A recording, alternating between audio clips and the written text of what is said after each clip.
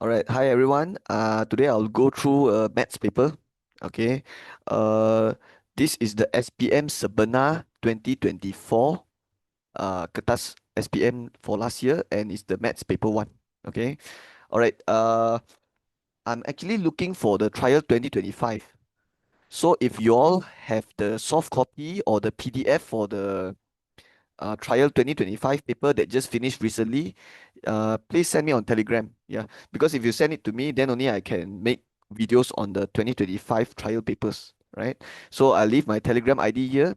And if you all have any paper, 2025 trial paper that you want me to explain or you want me to go through, yeah, you can send it to me through this Telegram ID. This is my Telegram, CHAN9262. Yeah, just share it to me there. And if I receive any, then because so far now I don't have any of the trial 2025 paper because it just like s- uh it just finished recently.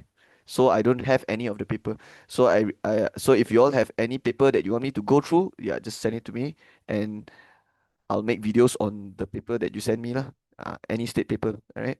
Okay, I think that's all for the introduction. Now let's start. Okay, let's do number one. Okay, this one is a number-based question. Okay, it's the Form 4 Chapter 2. Okay, number asas number.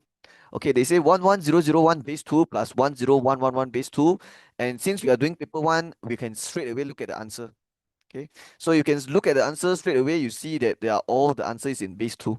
So when you take base 2 tambah base 2, the answer is in base 2. You can do it fast by doing the vertical method. 11001 base 2 plus 10111. This is called the vertical method, right? Then what's the slow method? The slow method is changing to base 10 lah. But I'm not gonna do that because it's slow. Because you have to convert this to base 10, this to base 10, and then tamba after tamba, then you have to change back to base 2. It's too much work. Since we want the answer is in base 2 also, we can just do it like that. Alright, the vertical method, how you do it? Okay, you need to know something. Before you do the vertical method, you need to look at the base and you need to make sure you know that a base 2 number can only have 0 and 1. Okay. Yeah, the maximum value will always be the base minus 1. So for example, if it's base 5 number, then you will only have 0, 1, 2, 3, 4. So as you can see, the maximum is always the base minus 1. So if it's base 10, then the maximum value is 9 lah. Okay. And then what's the maximum digit in a base 7 number? For example, base 7. So the maximum digit will be 6 because 7 minus 1, right? So for 2, it will be 1, right? Okay, so that means your answer will not have 2. It will only have 0 and 1. It will not have 2, 3, 4, or yeah. So what we have to do now, we plus. So 1 plus 1, you will get 2, right? But since 2 cannot exist in a base 2 number, what we have to do is we have to minus with the base. So minus with the base, and what's the base now? 2, right? So you minus with the 2, and what you get here is 0. That means here you have to write 0, and here you have to plus 1. Okay? Whenever you minus 2 one time, you have plus 1 one time here. Okay? Okay, let's repeat the same step. 1 plus, now it's 1 plus 1 here. So it's 2 also. But 2 cannot exist in a base 2 number, right? The digit 2 cannot exist in a base 2 number. So what you do, you minus with the base, which is 2, and then you get 0. So you write 0. And since you minus 2, you have to plus 1 here. Okay. And then repeat the same thing. 1 plus 1, 2 also. So same thing lah. 2 minus 2 again, you get 0, and then plus 1 here. And then 1 plus 1, 2 also, and then 0, and then plus 1 here. And then this one, 1 plus 1 plus 1 is 3. Okay, 3 cannot exist in a base 2 number. I told you already, base 2 can only have 0 and 1. So what you have to do with the 3 is you have to minus with the base, which is 2 in this case, and then you will get 1, right? That means here you have to write 1. But I told you, whenever you minus 2, you have to plus 1 here, on the left side of it, on the left of it. So after you plus 1 on the left of it, you can see here, the only thing left is this one. So this one, you can just write it down, right? So now you see the answer already. The answer is A. Okay, number 2. Demi Boutique sells a wallet for RM225. Okay, they never write any base here, so I assume it's base 10. And actually, I know already it's number based question because I scanned through the question quickly and I see the word base here, right? That's why I know this is a number base. So also from 4 chapter 2. And since they never write any base here, it's base 10. The customer will get 15 ringgit discount. So the 15 ringgit is also base 10 discount for the purchased. All right. And then calculate the price in base 7 that the customer has to pay for a wallet. And all the answer ABCD are all in base 10. Okay. Uh, so they sell a wallet for this, but the customer get 15 ringgit discount. And then they want to find the price customer has to pay. So the customer don't need to pay 225 because there's a 15 ringgit discount. So I will tekan 225 minus 15 in my calculator and I'll get 210. All right, 210. And 210 is the price after discount. Or you can say the price that the customer has to pay for the wallet, right? But this one is in base 10, right? But they're asking the price in base 7. So I have to convert the 210 base 10 to base 7. Okay. All right, I will do it. Uh, I will use the bahagi punya cara lah. Right? So remember, when you're changing a base 10 to a smaller base, like a base 7 or any smaller base, you will use the bahagi punya cara. Okay? But what if it's the opposite? You are changing from a smaller base to base 10. Then you have to use the darab punya cara. That one you have to write the place value, nilai tempat, and then you have to times, and then tambah semua kan. That one is when you are changing smaller base to base 10. Then only you use the times method. But this one, you are changing base 10 to a smaller base 7, so you bahagi. So you write here 210, and here you write the remainder, here you divide by 7. Okay, 210 divided 7 is 30, and the remainder will be 0. 30 divided 7, okay, 7 times 4, I know is 28, right? And then 30 minus 28 to get the remainder 2. And then repeat the same step, 7 times 0 is 0, but I want 4, right? So 4 minus 0 will be 4. So you get 420, so the answer is B. Alright? You can actually use your calculator also. You can press 30 divide 7 here, but they're gonna give you 4.2857 blah blah blah like that, right? So how you want to convert to remainder? Okay, it's 4.285 7 and then dot dot dot dot dot, right? So what you do is you write 4 and then the one after the decimal point, this one you have to times 7. So you press 0.2857 times 7 and the calculator will give you 1.99999. So that means the remainder is 2 lah. Okay. That's how I get 4, 2 like that, right? So you can do it using calculator also. All right, that's all. Okay, let's do number 3. Simplify. Okay, this is an indices question. Yeah, it's not a from 4, from 5 one. This one is from 3. Kalau tak silap saya is from 3 indices. Yeah. From 3 chapter 1, I think. Yeah. Okay, n power 4 times n power negative 6 bracket power 1 over 2 divide n power negative 2 n bracket power 2. So for indices, you need to know that when you have same base, right? And then you want to times the power, you will plus, right? This is the basic. And if you have a power m divide a power n, it means same base divide, the power you can minus, right? But what if you have a power n like that? Then it will be a power mn. Okay? It means the m and n, if the power is side by side like that, you have to times. Kena darab. Okay, bukan tambah, kena darab. And one more thing is what happens when power negative. Okay, when power negative, you can letak bawah. So the a power negative you can letak bawah, but when you letak bawah, the power need to change sign. So power ni kena tukar tanda jadi m, and then nothing atas means 1 lah, right? So these are all the basics, right? These are all the basics. All right. If we want to do this question, first we need to open the bracket first. So what you have to do is we have to take both this number also kena power 1 over 2. Because this power 1 over 2 is for this whole bracket.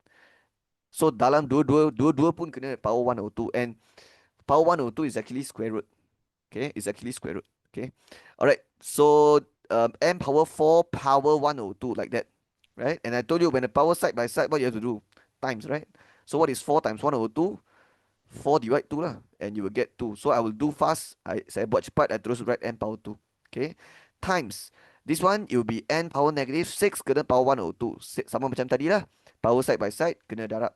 Negative 6 times 1 over 2 is n power negative 3. So erased and write n power negative 3. Right? Okay, this divide, I will actually write it like this. Okay, actually it's the same lah. You want to write this divide also can. But most of the time we do it like that. And then n power negative 2 n bracket power 2. So siapa yang kena power 2? The power 2 they write outside the bracket. It means everything inside the bracket have to power 2. So first thing is the n power negative 2 kena power 2. But I told you already, power side by side you kena darab because of the formulas. So negative 2 times 2 is negative 4. So you can do fast straight away write n power negative 4 like this. And then followed by n power 2. That's just gonna be n power 2. And now what we can do is same base m bahagi m, and then n bahagi n, right? It means we use this formula pula, yang bahagi punya lah. But you can only bahagi when it's same base, huh? Alright, so m bahagi dengan m, same base, so it becomes m power. Alright, the when you take same base divide, the power have to minus. Okay, so it becomes m power 2 minus negative 4, which is 6. Okay, 2 minus negative 4 means 2 plus 4 lah, 6. And then what about here? It will be n power, okay, negative 3 minus 2. Okay, because bahagi, right? Same base bahagi, power kena minus. So negative 3 minus 2 is negative 5. And you can see the answer from your ABCD already. It's D donkey, right? N power 6, n power negative 5, right? Okay, what if you just want to mention something extra here. Actually, the n power negative 5 you can letak bawah jadi n power 5. Yeah. So yeah, just want to mention that lah. Because this one also you need to know because of this formula, right? When you have power negative, you can letak bawah, right? So yeah, this n power negative 5 you can letak bawah like that also. It means like just in case like okay, for example, if you do until here, but you don't see your answer in ABCD, right? Maybe all the power negative they already changed to power positive. They sudah letak bawah. So it's important to know that yeah, the power negative can letak bawah like that, right? Okay, so make sure you know that also.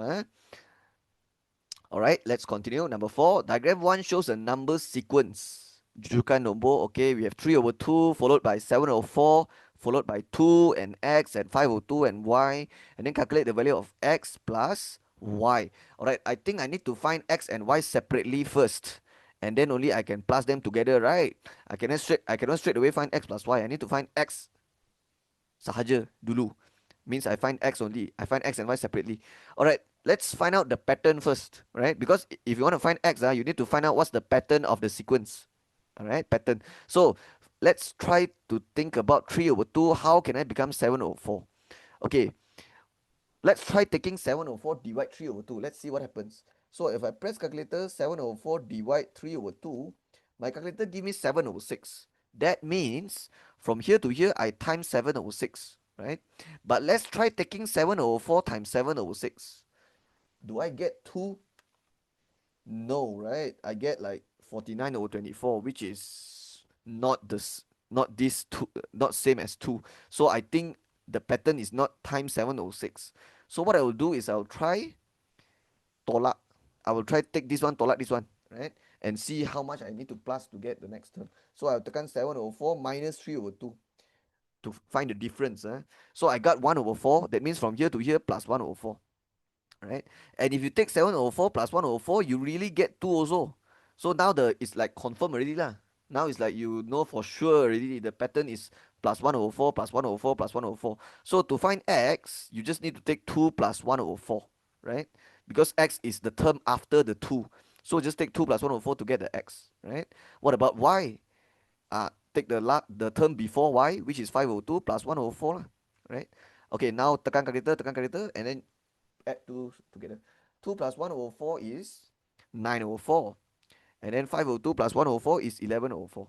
But it's not over. You have to take x plus y. 9 over 4 plus 11 over 4 is 5. Right? This one you can use your calculator to help you lah. Yeah, because 9 over 4 plus 11 over 4 is 20 over 4. And 20 divided 4 is 5. Yeah. So that's why the answer is 5. Okay, you can use your calculator to help you. Just use your calculator. Alright. Okay, let's do number 5. A farmer store water in a closed cubicle tank which has the volume of 1728 meter cube. Let's draw a cube. Cubicle is kubus, is a cube, right? So let's draw it out so we can imagine the question better. So I always like to draw it if possible. Alright, this is a cube and we all know cube, all the sides are all sama panjang. Cube is memang macam tu. Okay, they say the volume is 1728. So the V is 1728 and the unit is in meter cube. Alright. Calculate the total surface area in meter square of the water tank. Right. Okay, let's talk about the volume formula and the surface area formula for cube. For volume formula, it will be x power 3, where x is the side lah. Yeah, it's the side of cube, right? And the side is same length for every single side. Because it's a cube. For TSA means total surface area, the formula will be 6x square because surface area is the luas permukaan. So the luas for one permukaan will be x times x, which is x square. But since it's a cube, there are 6 sides. Satu depan, satu belakang, satu atas, satu bawah, satu kiri, satu kanan. So depan, belakang, atas, bawah, kiri, kanan ada 6 muka. And also all the muka are all same, have all same area. They are all x square, x square, x square, x square. Yeah, that's why it's just x square times 6. So this is the two formula that you need to know lah. So now we can actually use the volume formula to find x, and then only we can find the total surface area. Because if I try to find the total surface area now, I cannot do, because I don't have the x. I don't have the side of cube. That is why they give us the volume information here first. So we need to do this first to get x first. So x power 3 equals to 1728, where x is the side of the cube lah. But x will come out in meter, because 1728 is in meter. So when you cube root this whole thing, you will get 12 meter. Yeah, just press calculator. And then for the 12 meter, now you know the side is 12. So all of this side is 12. So now to find the TSA, it will be 6 times x squared, where x is 12, and you press this, you will get 864. Okay, and it will automatically come out in meter square. Okay, yeah, because everything is in meter, so obviously it comes out in meter, and the answer also one in meter square also. So that's the answer. Okay, number 6. I think this is from 4 chapter 10, the consumer mathematics one, right? The financial management. Alright, table 1 shows the monthly expenses.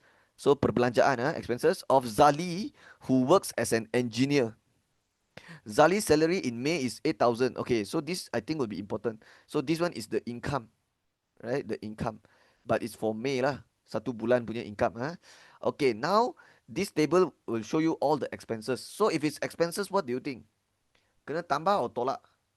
Kena tolak, right? Because expenses is the money going out, is the money you spend. So for monthly savings, kena tolak. Housing installment, yeah. Insurance you pay also. These are all money that go out. Grocery, something you pay. Utility, something that you pay. Education, children, yeah, something you pay. Yeah, petrol also, yeah, because they are all expenses. So all of this is like you gonna minus, right? Okay, but let's read what they says down here. In June, oh, just now this one is in May punya, May punya expenses and May punya income. Now it's like in June, okay. Zali received a salary increment of 10%. So the salary increased 10% for the next month, June. He has increased his fixed monthly savings by 200, and other expenses remain unchanged. Calculate his cash flow for June, right? Okay, if they want the cash flow for May, I will just take 8,000 minus everything, then get already. If they want in May lah. But if in June, then it's different already, because June some changes happen. There's some changes. The salary increased 10%. So what I'm gonna do is I'll take the 8,000, I will times with 110%. Okay, because that's how you get the new salary after 10% increase. Okay, all right. I know some students will do it like this: 8,000 times 10%, and then you get the answer, and then you take the answer plus 8,000. Okay, can also is the same thing. It's the same thing. But if you do it like that, it's a bit slow lah, because after you times, then you have to take the answer tambah with 8,000 to get this value, right? But there's a faster way. If they want increase 10%, it means you just deduct 110% lah. Because increase 10% means the new salary will be 10% of 8,000, but after added with the 8,000, which is the 100%. That's why you just deduct 110% would be faster lah. Alright, I'll get 8800. Right, 8800. Oh, just want to mention, if you do it like this, like the method I show you here, you will get the same. You'll get this also. Yeah. All right. Now 8800. I have to minus all the expenses, right? But wait, I remember they say something also changed. He has increased his fixed monthly savings by 200, and other expenses remain unchanged. Okay, so all the expenses remain unchanged, but the savings, instead of saving 800, he increased his fixed monthly savings by 200. So it means that the instead of saving 800, now he saved 1,000, because he increased by 200. That's what it means lah. Okay, yeah, and it makes sense, right? Because if your expenses, sorry, if your salary is more, you get to save more. It's like logic, right? Because if you earn more money, then you have more to save. So that's why the saving also increased. Okay, but the expenses never change, right? All these expenses never change. So now we can press calculator. Just tekan 8800 minus 1,000 minus 1,200. Yeah, you get the gist of it lah. Just minus everything, and you will get 1750. Okay, so I will not waste your time. Yeah, you just press yourself. Yeah, just take this minus everything. Okay, okay, that's all. Number seven, Fami owns a house. Okay, I don't care. Every half year, okay, half year means like 6 months. Okay, so we can write 6 months, half year. He pays an assessment tax. Okay, I know it's from 5. And the tax chapter is chapter 4, cukai. And this is under cukai pintu ataupun property assessment tax. And I don't even care about the rest of the question. I will straight away write the property assessment tax formula. So students, you all need to memorize this formula. It's not hard to remember this formula. So the formula for PAT for 1 year, okay, property assessment tax for 1 year is equivalent to uh, annual value, annual value times with the property assessment tax rate, the PAT rate. Okay, and the rate is always in percentage. For Cukai Pintu, assessment tax is always in percent, always. Okay, so this is the formula. Okay, sometimes they will not give you the annual value, they will give you monthly rent. Okay, if they never give you if they don't give you the annual value in the question and they give you monthly rent, you just take the monthly rent times 12, then you can get the annual value already, right? So this one also kena tahu lah. Okay, this is like everything you need to know for cukai pintu property assessment tax. So now let's go back to the question. Every half year, it means every 6 months, he pays an assessment tax of 184.50. So this is the cukai already. The 184.50 is already the amount yang the cukai punya amount to the city council. Okay, majlis daerah. Calculate the property assessment tax rate if the annual value of his residential property is 7380. So 7380 is the annual value. So I can sub inside here because that's the annual value. For the PAT rate, I want to find. I want to find. That is why all the answer ABCD is all in percentage. So here I will write X. It means I jadikan X the PAT rate. So later I find X. And then for the PAT for 1 year, it will be 184.50. But wait, this is for 6 months. So kena darab 2. Kena darab 2. Okay. Or if you don't want to write darab 2 here, you can also write bahagi 2 here. Like everything bahagi 2. But if you write like that, then you have to erase the times 2 lah. Okay. I mean, it's the same thing also. It's the same meaning. Okay, it's the same meaning. So let me just erase it. Okay, I'll just write like that. Okay, so now we can calculate X, right? Okay, so you all understand why I have to times 2, because this is like half year ataupun 6 months punya assessment tax, and this formula is to calculate for 1 year. So if 6 months is this one, 1 year will be this one times 2 lah. Okay, to find X, you just have to tekan 184.5 times 2, and then the 7380 you bring it over here, become divide. So just tekan 184.5 times 2 divide 7380, right? Okay, so what is your answer? 0.05. Okay. Okay, let me make some space. Okay, so your X will be 0.05. But if you look at the ABCD, tak ada jawapan. Right? You know why tak ada jawapan? Because 0.05 is in decimal now.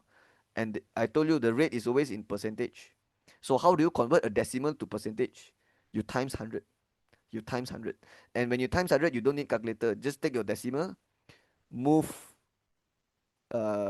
move to the right 2 times 100, so you get 5%. Okay, it means 2.5% is 2.5 divided 100, right? So you get 0.025. And then 5% is 5 divided 100, you get 0.05. 6% is 6 divided 100, which is 0.06. 10% is 10 divided 100, which is 0.1. Yeah, because percent is over 100. So you can see B is the one lah, 0.05, right? So that's why the answer is B. Okay, that's all. Okay, number 8. What chapter is this? From 5, insurance, chapter 3 lah. Okay, let's see what insurance is this. Ben bought a third party motor. Okay, it's definitely motor insurance question. And he bought a third party policy. Okay, which of the following situation is covered by the policy? Alright, so let's go through all the ABCD and see which answer makes sense lah. They are asking which one is covered by the third party policy. Okay, A. Ben's car was stolen. Dicuri. Dicuri. So actually, no. The third party policy don't cover for this. B. The repair cost of the car hit by Ben caused by oleh kereta yang dilanggar oleh Ben. So the repair cost for the third party, basically the third party lah. So yeah lah, this one memang ada cover lah. Because it's called it's in the name already, third party policy. Okay, C. The repair cost of Ben's car due to accident caused by oleh kereta Ben akibat kemalangan. Okay, this one no. Because for Benz car, this one only comprehensive policy other cover for this, right?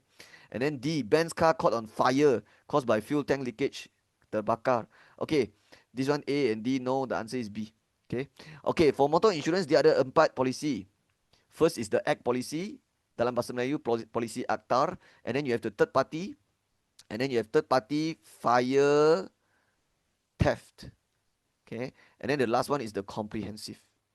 Okay, all right. So for the curi and the bakar one, only the third party fire and theft got cover. It's in the name already. Third party fire and theft. Kebakaran dan kecurian. Okay, pihak ketiga kebakaran dan kecurian. So A and D is definitely not, tak ada dalam third party, right? And also this one also the repair cost of Ben's car, this one only comprehensive have. Okay, so the answer is B, boy lah. Okay, yeah, it's third party ma. So of course they will cover for the repair cost for the third party. Okay, okay, that's all. Hope you understand. Okay, number 9. What chapter is this? So I see NCD. So NCD, I immediately think about premium. Premium means from 5 chapter 3 lah. Insurance. Okay, and it's the motor insurance. Okay, let's go. Sue lives in Kuala Lumpur. Okay, I don't care. She wants to renew the car insurance policy for her car with an engine capacity of 1,600 cc. Okay, this will be important later. Yeah, because later when you baca the motor tarif, you have to baca according to the cc, and has an NCD of 45%. This one will be important also. When will this be important? When you calculate gross premium, because the formula for gross premium is the basic premium minus NCD.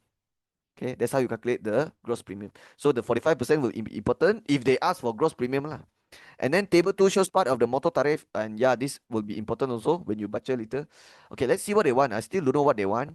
So if Sue chooses the third party policy, find the amount of insurance that she needs to pay. So they want to find third party, and they asking the amount of insurance she needs to pay. So we can all agree that they are asking for the gross premium lah. They never mention it here. They never mention that they want a gross premium, but I think they want gross premium because why because they give the NCD here. So yeah, I think it makes sense, and I think the question is asking for the gross premium. So let's do that. Okay, let's find the basic premium first, the BP. Okay, so for the basic premium of third party policy, you just need to go to your motor tariff and baca, look at the CC and baca. That's it. So 1,600 cc. Okay, but this one is engine capacity not exceeding, tidak melebihi. It means the symbol is like that. Does not exceed, tidak melebihi. So, adakah 1,600 tidak melebihi 1,650? Yes. Okay. So this is the one yang you kena tengok. Okay. Because 1,600 tak melebihi 1,650, right? Ya, dia tak melebihi. Okay. But 1,400 sudah melebihi lah ini. 1,600 is already melebihi ni. You have to choose yang tak melebihi, not exceeding. So this one yang you kena tengok. But not this one. This one is for comprehensive. I want the third party. So this is the one, 135. So that's the answer for the basic premium. Okay. You don't need to plus anything or tambah anything. No need. No need. For third party basic premium, itu je. Just tengok motor tarif and then have already. But what if you are finding basic premium for comprehensive? That one different. That one it will be 305.5, but you still have to plus with 26 ringgit kalau in Semenanjung, 20 ringgit 30 cents kalau in Sabah Sarawak, and then times with the sum insured minus 1,000 divide 1,000. That one is for comprehensive. Okay, and then for third party fire and theft, that one also different. That one have to take 75% times with the basic premium of comprehensive. Yeah. So those have different formulas. But for the third party, that's it. Itu saja. So and then for the gross premium, you will just take 135 minus with the discount NCD. So 45% times with 135. And then 135 minus answer like that. Right? So I'll press this 0.45 times 135 and then 135 minus answer. Okay, I got 74.25. So the D is the answer. Yeah, that's all. Hope you get it. And make sure you all know how to calculate the gross premium for comprehensive and third party fire and theft also. Okay. Yeah, this one they ask for third party lah, but if you are facing SPM, you need to make sure you know also how to find the comprehensive and the third party fire and theft. But I will not explain in detail in this video because I don't want to drag this video for too long. I'm just giving you tips on what to study lah. Just make sure you know how to calculate those. All right. Okay, that's all. Okay, number 10. 2 minus 3 over 4m equals 2 bracket m minus 1. Find the value of m. Yeah, this one just pindah-pindah only lah. Okay, so kena buat bracket dulu. Ataupun darab dulu lah. So the 2 minus 3 over 4m, I'll leave it first. This one I will times. So you kena kembang lah, expand. So 2 times m, that gives us 2m. 2 times negative 1, negative 2. Okay, m dengan m boleh buat, number dengan number boleh buat. Tapi bila you buat m dengan m, kita pindah dia same side dulu. And since we are trying to find m, we can, it's recommended to make it positive, right? If I pindah the 2 ke sana, dia akan jadi negative 3 over 4 minus 2 can also, but it will be negative.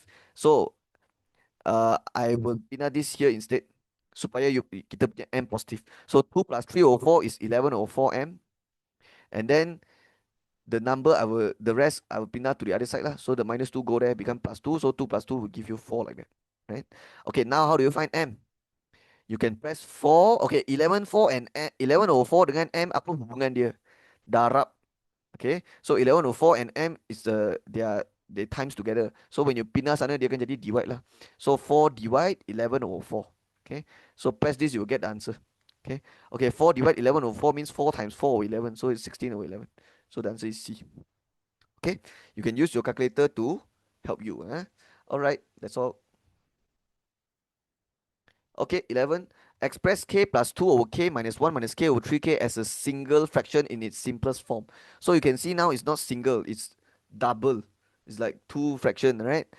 And tengah-tengah minus lah. So if you want to express single fraction, what you need to do, you can't just take this one minus this one and then this one minus this one, like, oh, k minus 3k, k plus 2 minus 1 minus k. Cannot. Siapa ajar macam ni? Mana boleh? If you want to make them a single fraction, and kalau tengah-tengah dia minus, you cannot just take atas tolak atas, bawah tolak bawah. Okay, unless dia times lah. Kalau ini darab, then boleh. Kalau ini darab, atas darab atas, bawah darab bawah. Kalau times lah. Tapi kalau minus ataupun plus, you have to make sure dia punya bawah sama dulu. It means you have to make sure the denominator is same. So what you have to do is samakan dia punya denominator. Make the denominator same first. This one is over k, this one is over 3k. So how do you make it same? Times 3 times 3. But just know that bukan k saja yang times 3 2 also times 3. It's like the everything lah, everything atas kena times 3. So you end up getting 3k plus 2. No, 3k plus 6. The 2 also times 3, 6 like that, right? And then minus, okay, I also minus 1 minus k. Alright, a lot of students will buat careless mistake like that. Okay, this is wrong already. So actually there's a bracket here. Okay, because when you write this together, this whole thing have to put bracket like that. Okay, if you forget the bracket, then wrong already. Okay? So why the bracket important? Because when you put the bracket, now when you expand the minus, you become minus 1, and then the minus k here become minus become plus already, right? Okay, so I'll just do it fast. Terus tulis negative 1 plus k like that. Okay, and then over 3k. Okay, this 3k cannot cut. Tak boleh cut. Cannot cut. Kalau dia atas something plus something minus something, cannot cut one. Kalau dia something darab something, baru boleh cut. If atas is something times something over something, then can cut. But if it's something plus something, cannot cut. So cannot cut. So if cannot cut, how? K dengan K boleh buat, number dengan number boleh buat mah. So K and K, 3K plus 1K, 4K, 6 minus 1, positive 5. So that's the answer. D, right? Okay, this one cannot simplify further already. You don't tell me like, okay, potong or 4K divide 3K, cannot. Kalau dia ada plus macam tu, means tak boleh already. If it's something plus something over something, you cannot potong already. Okay, so this is already the simplest form. So D is the answer. Okay, that's all. 12. Diagram 2 shows straight line GH on a Cartesian plane. Let's see, GH, this is the line. Alright, you have point H, G here. G, they never give me the coordinate, but I can see that it's on the x-axis. So point G is located on the x-axis. If a point is located on the x-axis, we call that the x-intercept, pitasan x. And for pitasan x, the y-coordinate will always be 0. Okay, so the x coordinate we don't know. Let's just call it x for now. I'm sure they will give me information to help me find this x later. So let's baca bawah. Given GH is 10 units. Oh, this is the distance lah. They're trying to give you the distance of this line GH 10. Find the x-intercept of straight line GH. Okay, sebenarnya what they are asking you to find is this. If they are asking for x-intercept of GH, it means they are asking for this point lah, this coordinate lah. Alright, and we need the x coordinate of point G, right? Because the x-intercept is the x-intercept of point G, which is this x right here. So what do you think you will do? What formula do you think you will use to find that? Of course, the distance, because that's the only information they give, the 10 unit. But you need to use, so you need to use the distance formula, lah, right? Okay, so what is the distance formula? Square root, okay, the distance formula is equals to square root bracket square plus bracket square. The first bracket will be x1 minus x2. This will be y1 minus y2, right? And this formula actually come from Pythagoras theorem.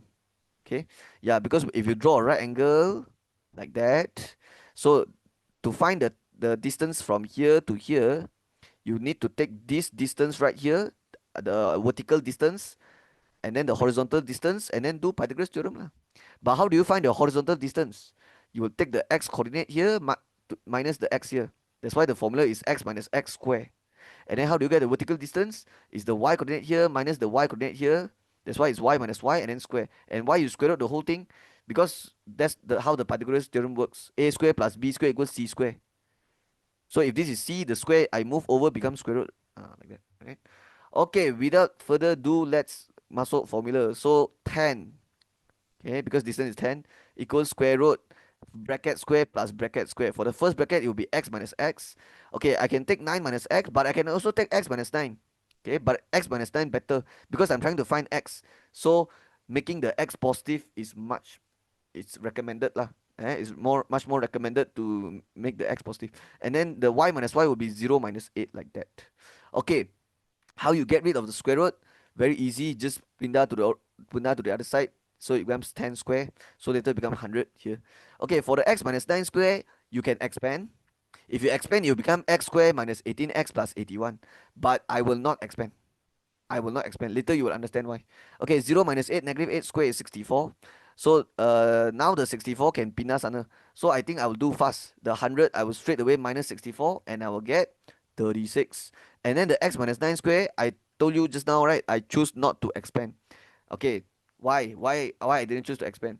Because I plan to take the whole square which is outside the bracket, pindah sana.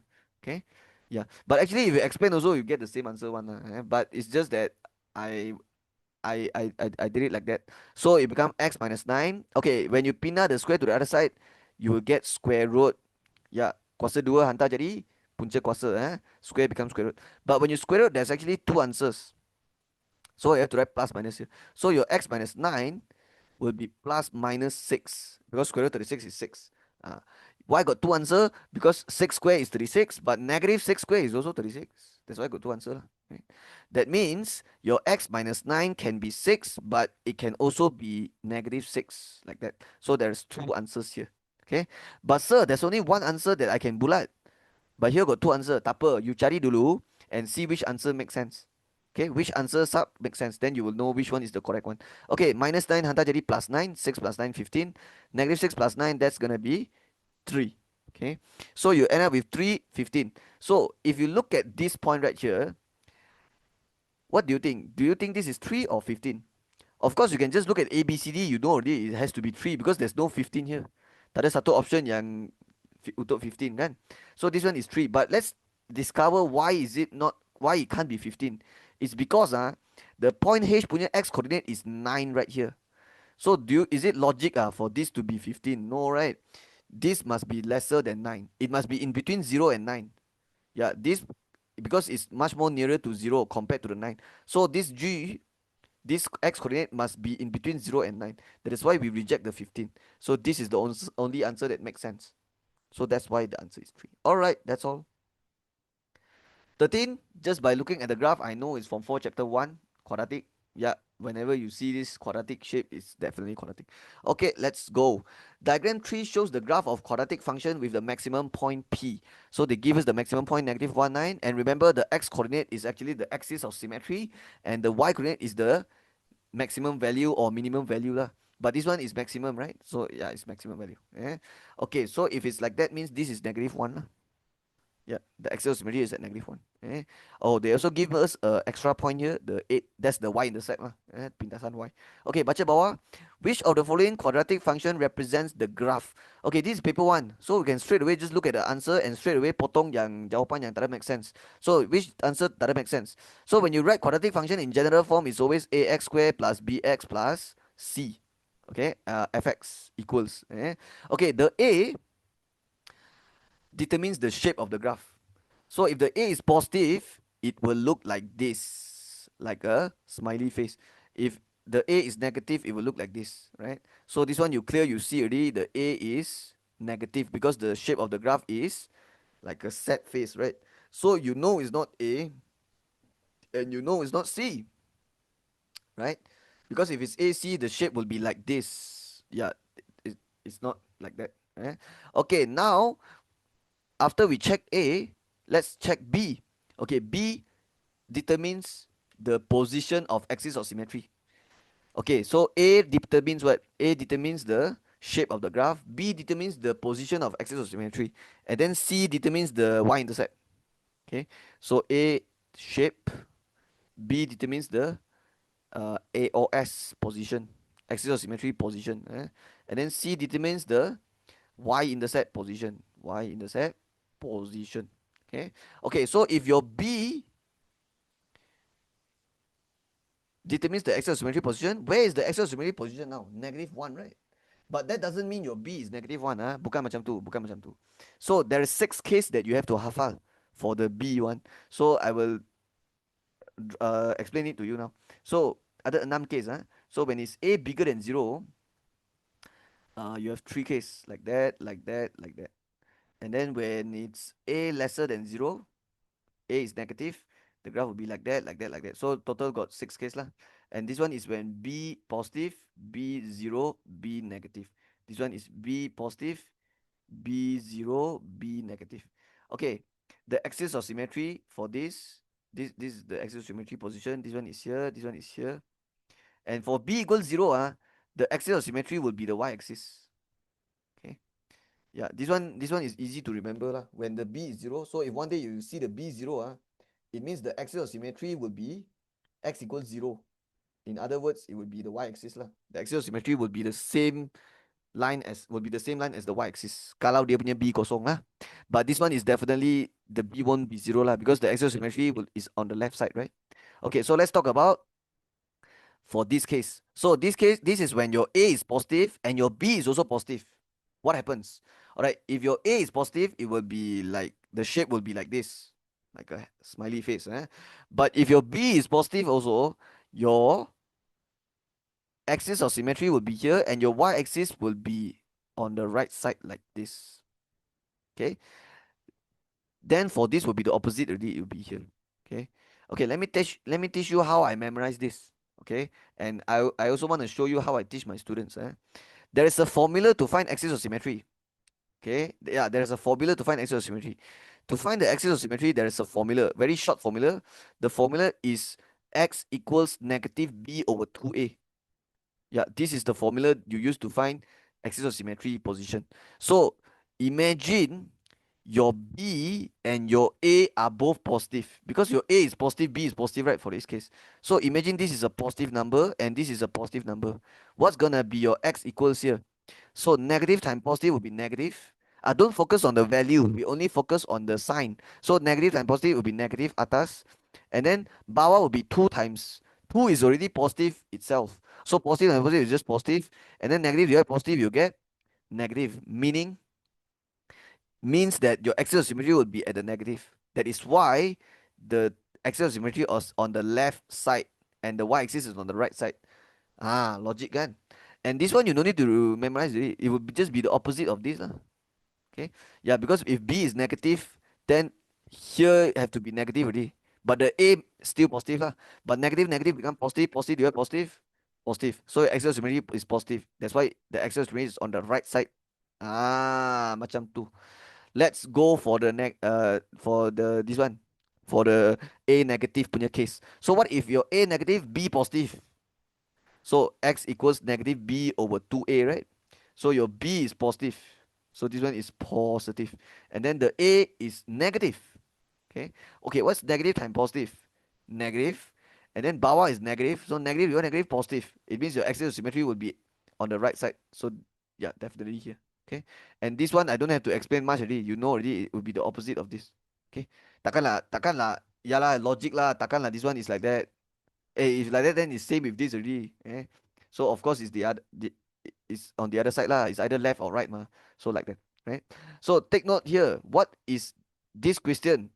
You can see that the axis of symmetry is on the left side, right? It's on the left side. So and it's a set face. So which case is this? Definitely not this one, not this one, not this one, and not this one. So is it this one? No, this one is the. Yeah, betul lah. It's this one lah. Yeah, it's this one, right? But not this one. Yeah, this no, this is like different, right? This one, the axis of symmetry is on the right side, but this one is on the left. So this is the one. So your B must be negative. Your B must be smaller than 0. So as you can see, this one, the B is positive. So this one wrong. So the answer is D. That's the answer. Okay. Of course, you can also just use this formula and masuk the value like x equals negative B over 2A, and then just ganti with this B and this A inside and see whether you get negative 1 or not. Okay. But if you ganti with the C, you will not get negative 1. Yeah, you get positive 1. Let's try. So the B value is 2, right? And then the A is negative 1. So you can see you get negative 2 or negative 2, you get 1. That's why C is wrong lah. Because if for the C punya graph, the axis should be at right side of the y-axis. Yeah, it should be at the right side, which is x equals 1. Okay. Yeah, but if you ganti with the D, this one B negative 2, negative 1, this one become negative already. Because atas 2 kan, tapi bawah negative 2, so negative 1. So that's why D is the answer, right? Okay, just want to mention one last thing, which is the C. Okay, C is the position of y-intercept. So if your C is 7, then it will be 7. Yeah. So this one you just check the y-intercept lah. So it's 8, right? That's why the C is 8, positive 8. Okay. Yeah. So hopefully you uh know how to do this type of question. It's quite famous, this type of question, right? Yeah. They will bagi the quadratic function, ask you to bullet A, B, C, D, and bullet which graph represents the function like that. Yeah, they always ask this. Okay, so make sure you know that. All right, that's all. Okay, number 14. Zara allocates. Okay, when I teach my student, this word I always tell my student when I teach inequality punya chapter, allocates means smaller sama dengan. Okay, allocate means maximum. Okay, so it's like budget lah. Allocate means budget. Budget. Or you can say the amount she's willing to spend. Okay, amount she's willing to spend. So allocate, like the budget. So allocates at most 330 ringgit to buy a few pairs of baju kurung X and baju kebaya Y from a boutique. So dia hanya willing nak spend maximum 330 saja. At most means like maximum lah. Okay, so it's like less than or equal 330 saja. It is given that the price of a pair of baju kurung is 60 ringgit and then baju kebaya is 75 ringgit. Which of the following inequalities represents the situation? Okay, this one is from 4 chapter 6, the inequality bab. So one pair of baju kurung is 60 ringgit, but imagine if you have X pair of baju kurung, so it'll be 60 times X. And then 75 ringgit is for one pair baju kebaya, tapi ada Y amount of baju kebaya, so it will be 75Y. So the total price will be 60X plus 75Y. But since dia punya total price is at most 330, so 60X plus 75Y kurang atau sama dengan 330. Smaller or equals 330. So A is the answer. Yeah, that's all. Alright, 15. This one is definitely a Form 4 chapter. I think it's 7. The graph of motion punya chapter. Okay, it's called graph of motion. Okay, diagram 4 shows the distance time graph. So it's a DTG. Okay, for the journey of car from town P to town Q. So let's look at the axis and the unit. This is very important. Yeah, for difficult question, they will actually main dengan unit. But not always they will ask that lah. But you have to take note lah. Always check the unit. Y-axis is the distance in kilometers. X-axis is the time in hours. So as you can see, they already say it's from P to Q, right? So what you can do is you can use your highlight. So when the time is 0, that's when it's town P lah. And when it's After 2 hours, this is when they reach town Q. So I will write here Q and I will write here P. Okay. Okay, what happens here during the first hour here? What happens? The distance changed as the time increases, right? So here they move. Okay, they move. Okay, what about here? What happens here? The time is increasing from 1 hour to 1.2 hour, right? But the distance stay at 50 km. That means this is stop. In other words, stationary. Okay, stop and stationary is the same meaning. Stop means berhenti lah. Yeah, stop. Okay, and then here continue moving. Okay, and this is where they reach their destination lah. Okay, now let's see what they want. Calculate the average speed in kilometer per hour for the whole journey of the car. Whole journey. Okay, the formula for average speed you kena tahu, it's the TD over TT. Total distance divided by total time. Okay, and they want in kilometer per hour. So you better make sure your TD is in km. This one is in hours, right?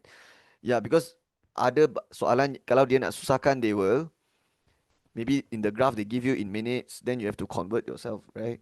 Okay, but this one the unit sudah betul dah, so we don't have to change any unit, no need to convert anything lah, just masuk saja. Okay, berapa total distance, jumlah jarak? Okay, jumlah jarak dia akan jadi 120 km because from here to here dia move berapa? 70. How you get 70 is because 120 minus 50, right? And then here they never move, so zero lah sini. Then what about here? Here dia move berapa? Another 50. So the total distance is 120. For the total time in hours, it will be 2 hours. Yeah, it will be 2 hours. So 2 hours. So it's 60 and the unit will automatically come out in kilometer per hour. Okay, so the answer is B, boy. 16. This is also same chapter like the last question from 4, chapter 7 also, graph of motion. Okay, this time it's a STG. Okay, diagram 5 shows the speed time graph for the motion of particle for a period of 15 seconds. So the total time taken is 15 seconds. And then this is the speed. Okay, so let's look at the unit speed in meter per second. This one is time in second. Okay, let's talk about what happens here. What happens here? Okay, ini bukan stop ah. If it's the distance time graph, then this one is stop lah. But if it's a speed time graph, this we call it constant speed ataupun uniform speed. It means the particle is moving with a same speed for the first 8 seconds. Okay, it's still moving. It doesn't stop. It's just moving, but the speed is constant. The speed tak tukar. So it's like he's moving at the same speed for a period of 8 seconds. And then what happens here is accelerate. Yeah, accelerate. Okay. Yeah, for speed time graph, if the line go up like that, it means accelerate. And then if it goes down means decelerate because the speed is decreasing over time. So decelerate. Okay. Now let's see what the question wants. Calculate the deceleration in meter per second of the in meter per second square of the particle. So they want to find deceleration. So which part do you think you need to focus? You need to focus on which part of the graph. Of course, the deceleration part lah, this one lah, right? Okay, how do you find deceleration or acceleration in STG? You use gradient. Because the acceleration formula is speed divided by time. Speed over time. So you will get, you will take the vertical distance divided with the horizontal distance. In other words, you are finding the gradient lah. Okay, so I'll just write gradient. Okay, so remember this, for STG, speed time graph, you find acceleration by calculating the gradient. Okay, all right, I need coordinates. So these 2 points, this is 10, 20, this is 15, 0, and we have no problem with the unit. Yeah, because they want in meter per second square. This one is meter per second, automatic is meter per second square. But sometimes you might need to convert one in some difficult punya soalan lah. So I'm just mentioning it so you take note and you be careful and make sure you check. Alright, y gradient formula is y minus y, so 20 minus 0 over x minus x, 10 minus 15, and you will get negative 4. Because 20 minus divide here is 5, right? 4, yeah. Okay, if the gradient is negative 4, that means the acceleration of this line is negative 4 meter per second square. But they ask for deceleration. So when you write deceleration, you don't have to put the negative already because deceleration already means that it's negative. So the deceleration is 4 ms minus 2. Okay, so I'm sure later if you go to ABCD, you will not see -4 there. You will only see 4. Okay, because the way they ask is state the deceleration. Okay, so the deceleration is 4. It's not -4. If you say the deceleration is -4, then it's like negative negative become positive already. Yeah. Okay. Uh, so make sure you know this. Deceleration is 4, but the acceleration is -4. Okay. All right. So hope you understand. So let's look for 4 here. So yeah, you see it already. The answer is C. Okay, let's do 17. Okay, what chapter is this? Let's scan through first. Okay, I see the symbol, the ikan symbol. Okay, ikan symbol. This one is from 5 chapter 1. Variation, right? Yeah. Okay, let's read. Diagram 6 shows the extension of a spring X when a load F is placed at the end of the spring. Okay, so before this is the spring, and then X represents the extension of spring, right? So we can say this 10 is the X, because after you place the load 2 Newton, the extension of spring become 10. Okay, yeah, so X is that, and then load is F, so I think the 2 is the F. Yeah, F is 2. Okay, before, after. Okay, so far so good. What else? It is given that the relation between the extension of spring X and the load F is F varies directly as X. Okay, F directly as X. Okay, atas dengan atas, dua-dua tulis atas. So this one is a direct variation. Ubahan langsung.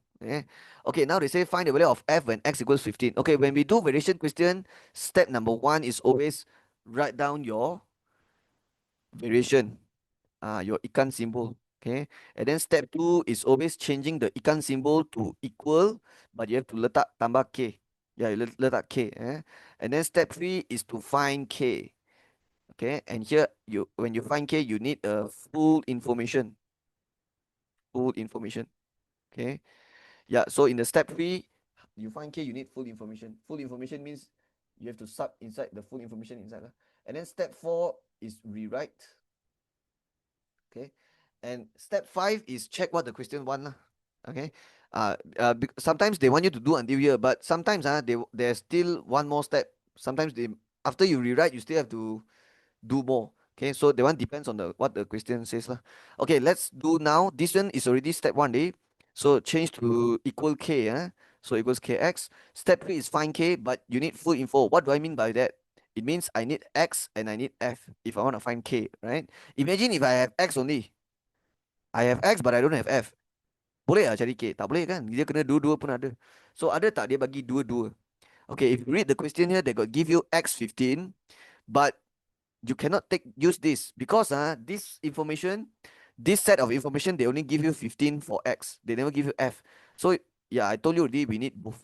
So the correct one is to ganti with this one and this one. So the X is 10, this one, F is 2. Okay. And take note the unit also. This one is in cm, this one is Newton. So your K will be 2 divided 10, which is 1/5. Right? Now you rewrite 1, 2, 3. Now rewrite. Rewrite means you take this, you write inside here. So when you rewrite, it becomes F equals 1/5 times X. The X you can write in the middle like this. When you write in the middle means dia atas punya lah. Okay, now you see what the question wants. Find value of F when X equals 15. And you can see the 15 is also cm. Just like the 2, just like the 10 lah. So later your answer for F will come out in Newton also. Right? And it's good lah. All this is in Newton. Okay, so haven't finished yet. Still have to sub F equals 1/5, and then the X is 15. Now you sub the 15. So you get 15 divided 5 is 3, and the you need automatic one. It will be 3 Newton. Okay, so that is the answer. Okay, 18. This is also variation. So we will use the same step I write here. Step 1, write the ikan one. Step 2, equal K. Step 3, find K. But you need full information. Step 4, rewrite. So do the same thing for here. So step 1 is the ikan, right? So let's read. Table 3 shows the values of variable P and W such that P varies inversely as the square root of W. So this one, from here, I can write the ikan really. The variation. So how do you write the variation? So P varies inversely. Kalau varies directly, atas dengan atas. Tapi kalau inversely, atas dengan bawah. So inversely means songsang. So you have to tulis bawah. Square root W tulis dekat bawah. Square root is this one. Okay, nothing up here means 1. Right? Okay, now they give you a table here. And I'm sure you know what's the use of this table. it's for you to do step 3 later, right? When you find K. Because when you find K, you need full information, ma. So full information, P4W9, this is for you to find K later. Later, not now. Okay, find the relation between P and W and then A, B, C, D. This one is the answer. Okay, this is the answer after you do step 4. After you rewrite, then you this is then you can bullet the answer lah. All right, first this is step number 1. Step number 2 is equal and then letak K, right? Okay, when you letak K, it become like this. Okay, and you need to know the K and the 1 over square root W kena times. You have to times, darab. So when you darab, it becomes K over square root W like this. And then the next step is to find K. And I told you already, if you want to find K, you need full information. Meaning you need P and W. You tak boleh ada satu saja. Imagine if you have one only, how can you find K kalau ada satu saja? Dia kena dua-dua pun ada, and they give you already P is 4, W is 9. Okay, make sure you put at the right place. You don't go and put 9 here and then 4 here. Wrong already. Tengok betul-betul. P is 4, so sini 4. Okay, now square root 9 is 3. So 3 times 4 is 12. So the K is 12. And when you rewrite the 12 inside here, you will get B as your answer. Because when you write, okay, if you put here, then you P equal 12 square, then B is your answer. Actually, it's the same lah. This one come from this one, right? Yeah, same. So this one K dia darab atas punya lah. So 12 whole square W. Yeah, B is the answer. Alright, that's all. Okay, number 19. Another variation question. You 3 variation question already. So what is the step? I show you again. This one. Step 1, ikan. Step 2, equal K. Step 3, find K. But you need full information. And then step 4, rewrite.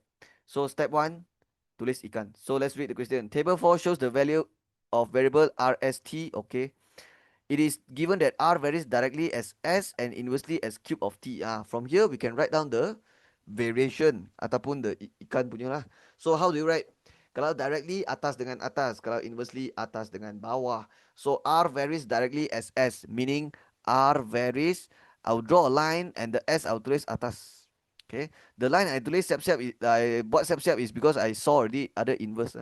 Okay, inversely as the cube of T, it means the cube of T you have to tulis bawah lah.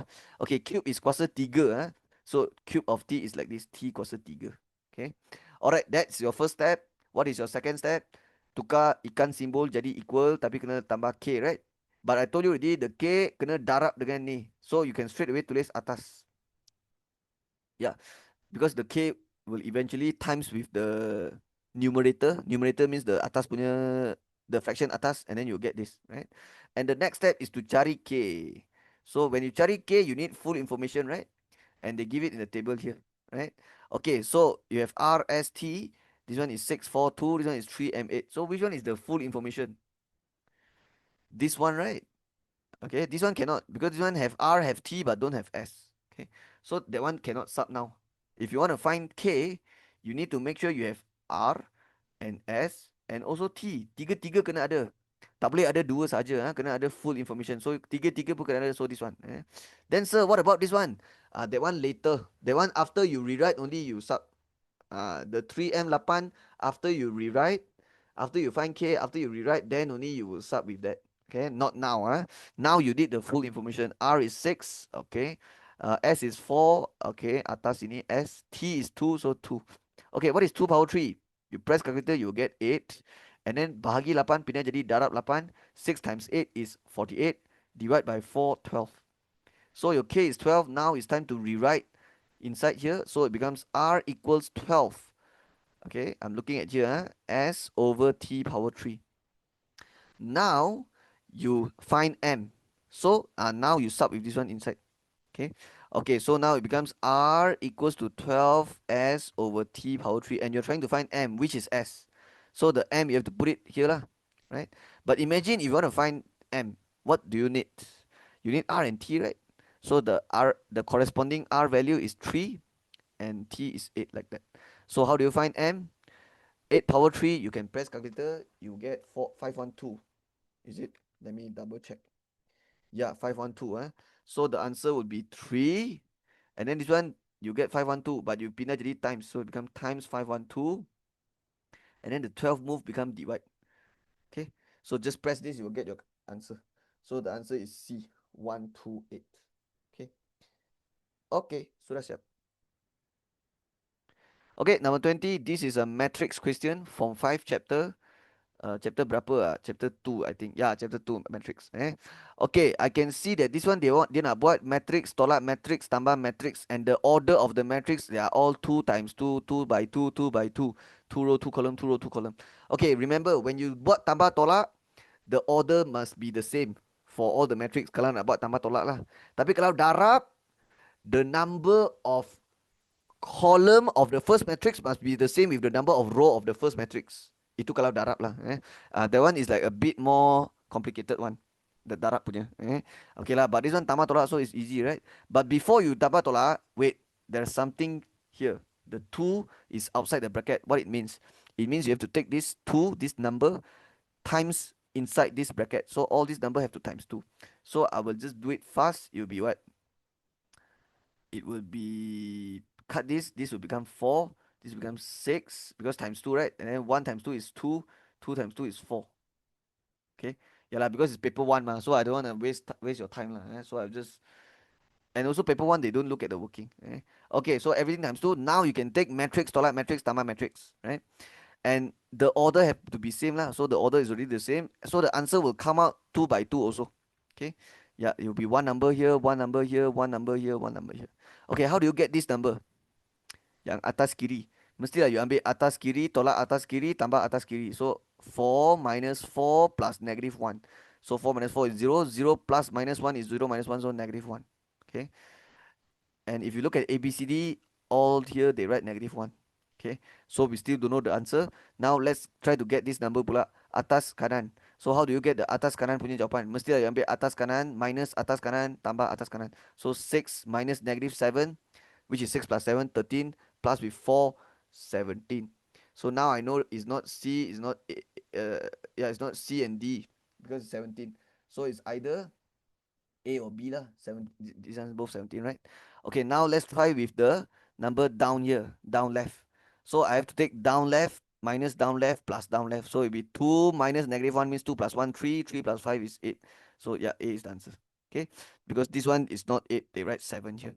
Yeah, so it's paper 1, so we don't have to waste time. We see the answer, we straight away bulat already. No need to do slowly. No need to waste time. Okay, 21.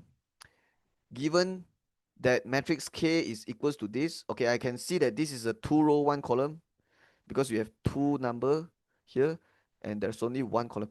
Okay, and the matrix L is also a 2 row 1 column matrix. Okay, and they says find the value of x and y if K equals to L. Okay, I think the xy is referring to this x and this y, and this is also x lah. Okay, how do you find the xy? They got give us information here, K equals L. That means these two matrix, they are equal. It means the element inside the matrix will be same also lah. And you can see the order is already the same. 2 row 1 column. It means satu nombor atas, satu nombor bawah. Ini pun satu atas, satu bawah. So if both matrix are equal, are the same, that means the atas number and the atas number will be exactly the same. That means negative 3 is equals to negative 13 plus x over 3. Atas and atas boleh connect. Bawah dengan bawah pun boleh connect. So 4y minus x equals 20. Okay, I think I will find x from here first because this equation have one unknown. So if it has one unknown, I can find that unknown. This one have two unknowns. So that one I don't want to do first. So let's do this one. X equals, okay, pindah 3 dulu. Divide jadi times. Negative 3 times 3 is negative 9. And then minus 13 pindah jadi plus 13. So your x will be 4. And then your x is 4. That means you know B is wrong, A is wrong lah. But in order to find y, you sub this inside lah. So it become 4y minus bracket x equals 20 and your x is 4. So like that. So it'll be 4y. Okay, nak cari y means y kena single. So how you want to singlekan the y? You pindah lah. So minus 4 pindah jadi plus 4. 20 plus 4, 24. And then times 4 jadi divide 4, 6. So the y is 6. So yeah, the answer is D. That's all. Okay, 22. Okay, this one I think is the angle in polygon punya. Yeah, this one is lower form chapter. Okay. Yeah, form 2 or form 3. Yeah. The one where you learn about angles in polygon. Okay, let's go. In diagram 7, PQRST is a regular pentagon. What is pentagon and what is a regular? Pentagon is 5 side. Pentagon means the other 5 sides. So PQRST got 5 sides. Then what is regular? Regular dalam bahasa Melayu sekata. Sekata means all the sides sama panjang. So PQRST lima side ni sama. So sama panjang, sama panjang. This sama is from T to PT ya. And then this one sama, this one sama, this one sama. That means the angle here will be sama also. Okay. Okay. This one is including the small one. Yeah, the whole lah. All right. How do you find this angle? Okay, I'll tell you straight away. It's 108. I know it's 108 because I hafal already lah. 5 side is always 108. 6 side is 120. Yeah, and so on. But if you tak hafal, you can use this formula. The formula is sum of interior angles equals n minus 2 times 180.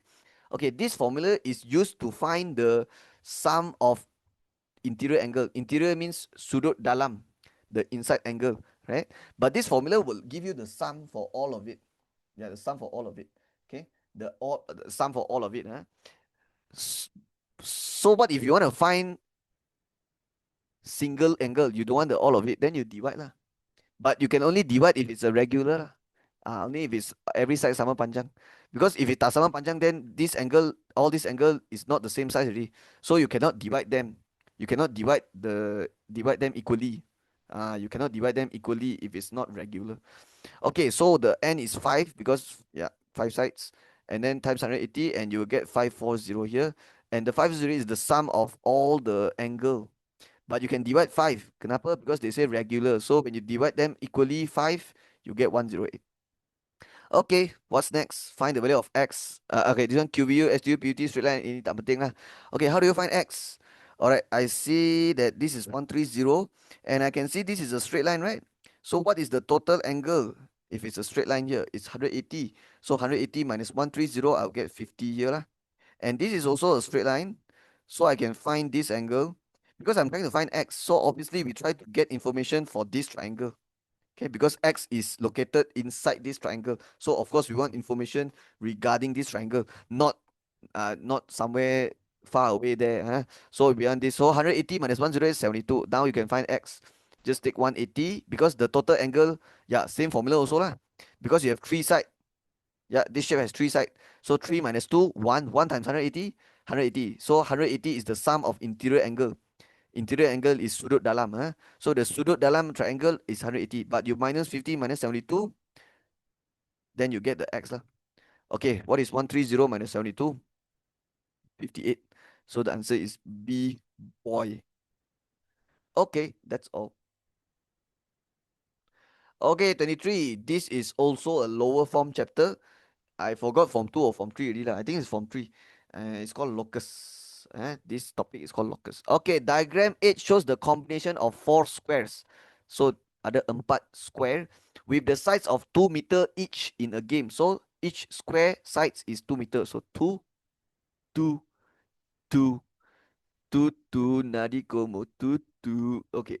Oh, sorry. 2 meter, 2 meter. Okay. Actually, this is also 2, 2, 2, 2. Yeah, yeah. All right. Now, bawa apa cakap? A contestant of the blue team moves equidistant from point L and point N. Okay, so orang ni dia lari macam mana? Equidistance from L and N. Equidistance means the distance is always same lah. Sama jarak. Dari mana? From L and N. Okay, so L and N. But this guy runs when it's always equidistant from L and N. Okay, when we learn about locus, if they want to equidistance from 2 points, you will move, it will be a perpendicular bisector.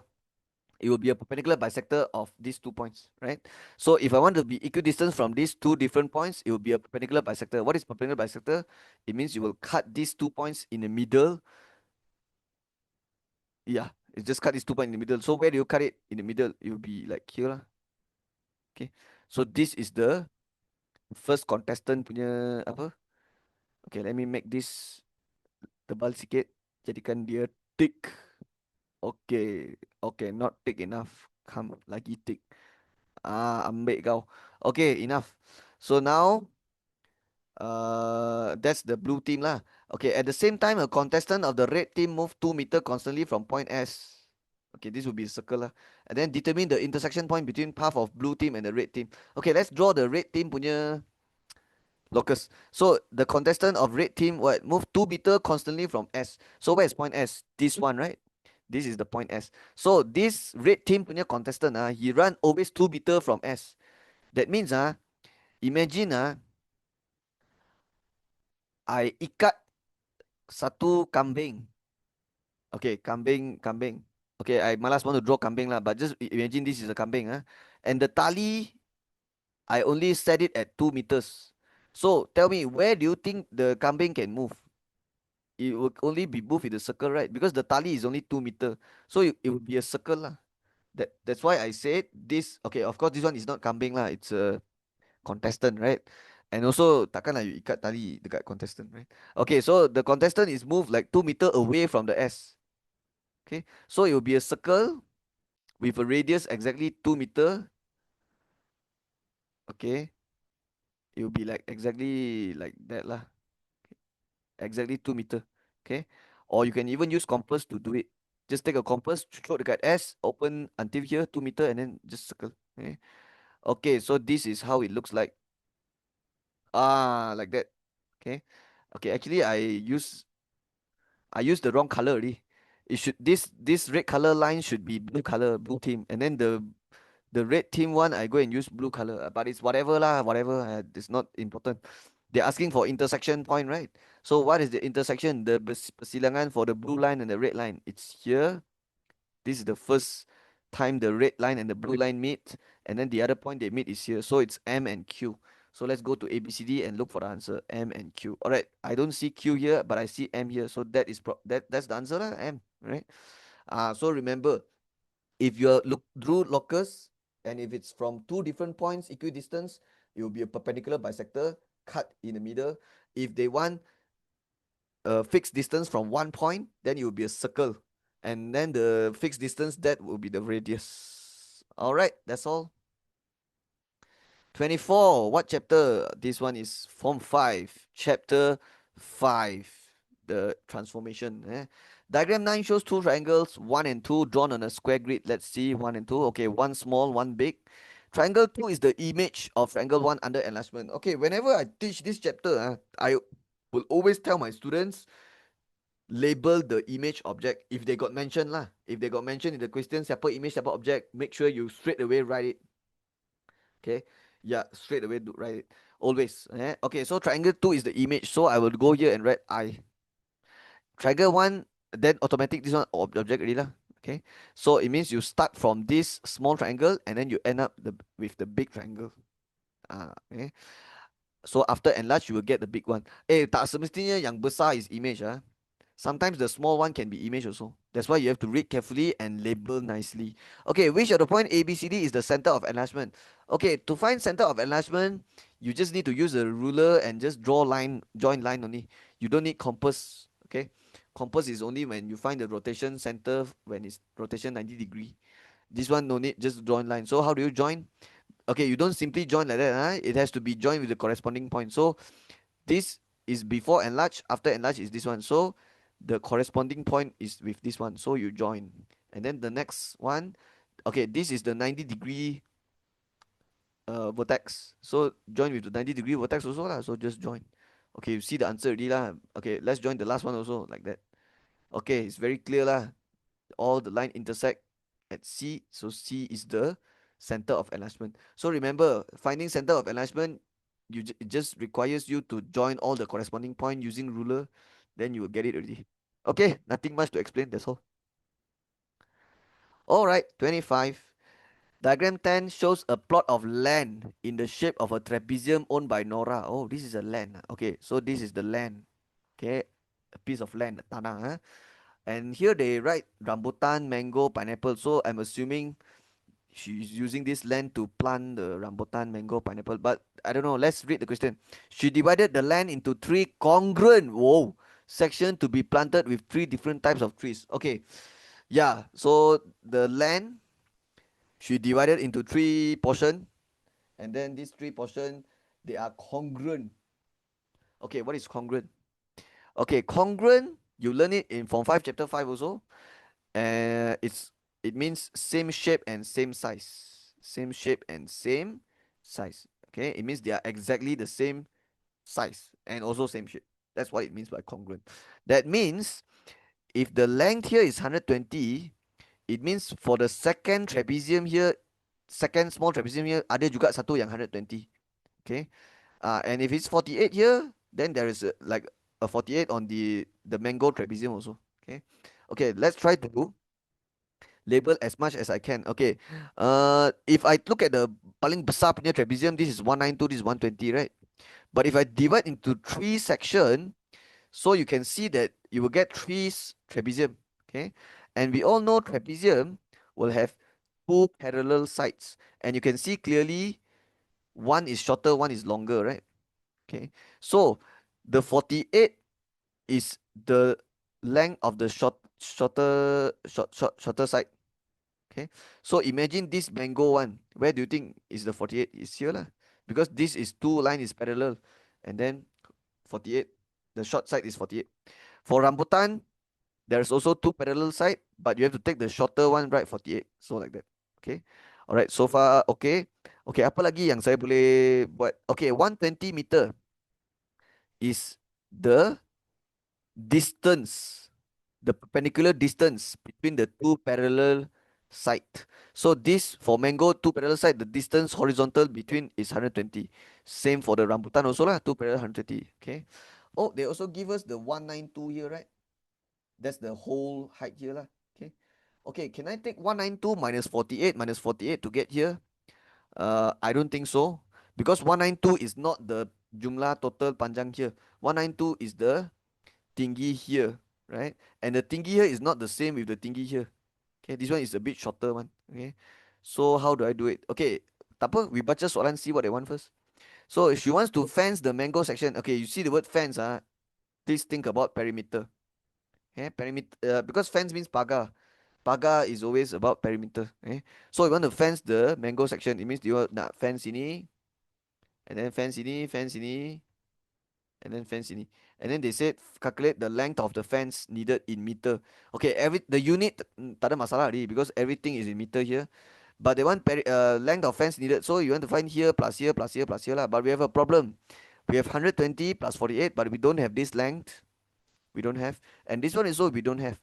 So I think I need to find these two panjang now. Okay. I already mentioned just now, cannot take 192 minus 48 to get here. Cannot. Because the total height here is not 48. Sorry, the total height here is not 192. So how to do? It means I terpaksa use this side lah. Okay, if I take 192 minus 48, I can just take the balance divide by 2, right? Because I know these two line will be same line. So let's do that. 192 minus 48, I got 144, right?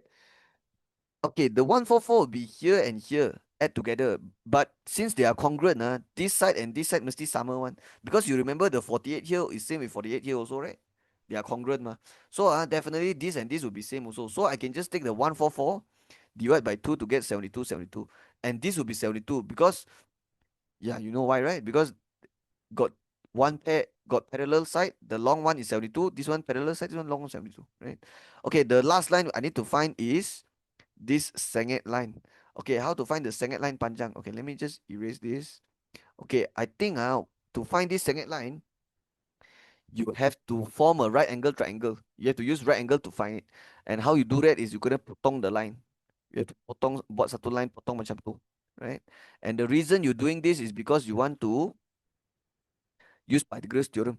Because when you cut it like that, the 120 will be transferred to here, and there will be a 90-degree here, and you can find out the panjang here. Because 72 is the whole line, so I can just erase that.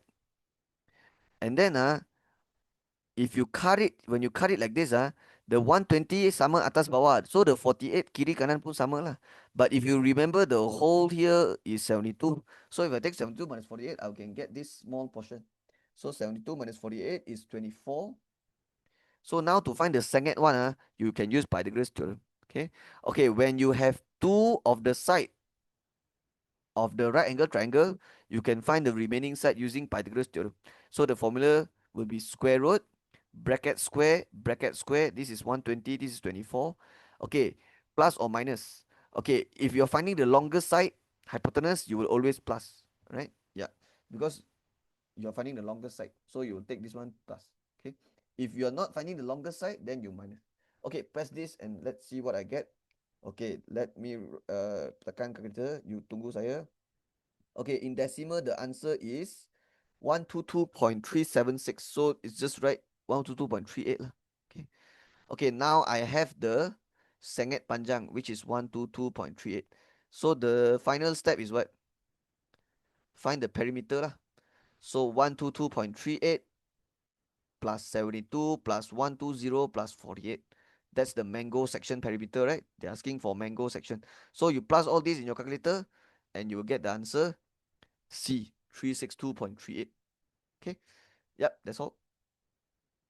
26. Diagram 11 shows three trapeziums drawn on a square grids. Trapezium R is the image of trapezium P under combined transformation UV. Okay, this is another transformation question. And I told you, right? Whenever I teach my student transformation, I said what? I said I will always tell them to label separate image, separate object. If the question got mentioned, straight away label it. And they already label it here. They said R is the image of P under combined transformation UV. That means R is the image. So R here I have to write I, and it's the image of P, but it's under two transformation. Okay, so you will start from P, but you have to do two transformation to reach R. Okay, and the combined transformation is UV, and if it's UV, it means you will do V first and then only do U. Yeah. Okay. So the first arrow is the first transformation V, and this one is the U. Okay, and do you realize in the diagram, there is one trapezium Q right here, right? So what do you think? This Q is definitely the middle one already. Okay, yeah, because they never mention anything about Q here. So obviously, the Q will be the first image. Okay, R is the final image, Q is the first image. Okay, so from P to Q first, that is transformation V, and then from Q to R, that's gonna be transformation U, right? But what does the question want to find? I don't know. I haven't read yet. So they just say which of the following is correct. Okay, I'll just go look at the answer straight away. So V, they put like reflection, reflection, translation, translation. U is like translation, translation, reflection, reflection. Okay, so I think I have to find out what is the transformation right here lah. Okay, if you look at P to Q, it's definitely not translation. Yeah, because if you look at P, you can see the tajam one here is pointing up. But this one, the tajam one is pointing to the left. So that means I got terbalik sikit already. Terbalik sikit. It means the orientation got changed already. Because this one is pointing up, this one is pointing left. So P to Q cannot be translation. So I go here. I mean, P to Q is V, right? Yeah, it's transformation V. So V can't be translation. So V can't be translation. So no, no. What about U? Okay, you left with A and B, but you already know A and B is like reflection in the line y negative x, y negative x. But so confirm already lah. Confirm already your V is definitely reflection y equal negative x. So we don't have to bother with that already. We just have to check whether it's translation tan negative 5 or negative tan 5. Okay, is it tan negative 5 or negative tan 5? Well, from Q to R So Q to R it will be what? So it should be moving to the gerak kanan and then gerak bawah. So you move to the right and then move down. That means the atas number should be positive, the bawah number should be negative. Because you always kira horizontal first. Yeah, the atas punya number is for horizontal movement. So if it's the horizontal movement is to the right, that means this one positive and then go down negative. So positive, negative, positive, atas, negative, bawah. A is the answer. Okay. Of course, if you want to count how many kotak can also lah, you get same also 10 negative 5. Okay, it cannot be B because you know negative 10 5 wrong already. This one is the balik already. Unless it's like that lah. Like that is negative 10 5. 1 2 3 4 5 6 7 8 9 10, and then 1 2 3 4 5, and it's negative because it go right and then go up. But they already said R is the final image. So the arrow is not like that. It's Q to R, not R to Q. Okay. That is why it's important to read carefully and label nicely who's the image, who's the object. Or else you don't know which one is the final image. If you thought Q is the final image, then you might bulat the wrong answer lah. Okay, so the correct answer here should be A. Okay. Sudah siap. 27. This one is trigonometry from 5 chapter 6. Okay, in diagram 12.1 and 12.2, okay, point P lies on the arc of a unit circle. So you can see here P, this is also P on unit circle. What's unit circle? Unit circle means the radius will be 1 unit. Okay, radius will be 1 unit. So as you can see here, the radius is 1, 1, 1. This one is also should be 1 also, they never write. And this one they put -1, but the distance is still 1 unit. The radius is still 1 unit. Okay, for unit circle, we all learned this before. In trigonometry, if it's a unit circle, the x coordinate will be the cos theta answer, and then the y coordinate will be the sine theta answer. Okay, same with for this case lah. And the theta would be the theta from, okay, this is your cross. Your angle always kira dari sini. You always start from here, right? And the cos theta would be the theta starting from here, go to the what wherever you want lah. So you can see here, the angle here is 55. That means cos 55 is 0.57, and then sine 55 is 0.82. That's what it means. Okay, so equal here, equal here. Okay, okay, but diagram 12.2, they never give us the coordinate for point P, but they did say here, they say find value of cos theta, and I think this theta is referring to this theta. Okay, so if they want to find cos theta here, and you can see, right, the angle is also start from here, and then but this time is second quadrant because it's more than 90, right? So what do you think? You need the x coordinate of this answer lah. Yeah, the x coordinate, because the x coordinate is the answer for cos theta. This one would be sine theta. And the theta I'm talking about is this theta right here. But they never give me this coordinate. So how do I know what coordinate is this? Okay. Okay, I'll tell you. It would be negative 0.57. Okay. Yeah, it would be like D donkey. Okay. Okay, let me explain in a few ways. Okay, there's two ways to explain this. There's two ways to explain this. First is like just fikir logic lah. Imagine here is 55 and the here is 0.57, right? So if I open 55 on the other side and I baca bawah, it will be 0.57 unit also lah, but it's negative lah because it's on the left. Yeah, it's on the left side for of 0, 0. So that's one way to explain it lah. Okay, another way to explain this is you look at this theta right here. What is the reference angle of the theta? The reference angle of the theta. What is reference angle? Reference angle means sudut rujukan. And there is a formula. We learn how to find reference angle. So how to find reference angle? If quadrant 2, you take 180 minus to get the RA. Okay, RA means reference angle. Reference angle means the angle in quadrant 1. Or you can say angle towards X lah. Same thing. Okay, if it's quadrant 3, how to find the angle towards X? Minus 180. And then quadrant 4 to quadrant 1 is 360 minus. So as you can see, the theta is actually 180 minus 55. That means the theta and 55, walaupun dia angle tak sama, even though it's a different angle, but when you tekan sin cos tan, you will get the same answer. You will get the same value. Okay, only the positive negative tak sama. Okay, that one you have to check the add sugar to coffee lah. Okay, so let me tell you again, theta and 55, they are different angle.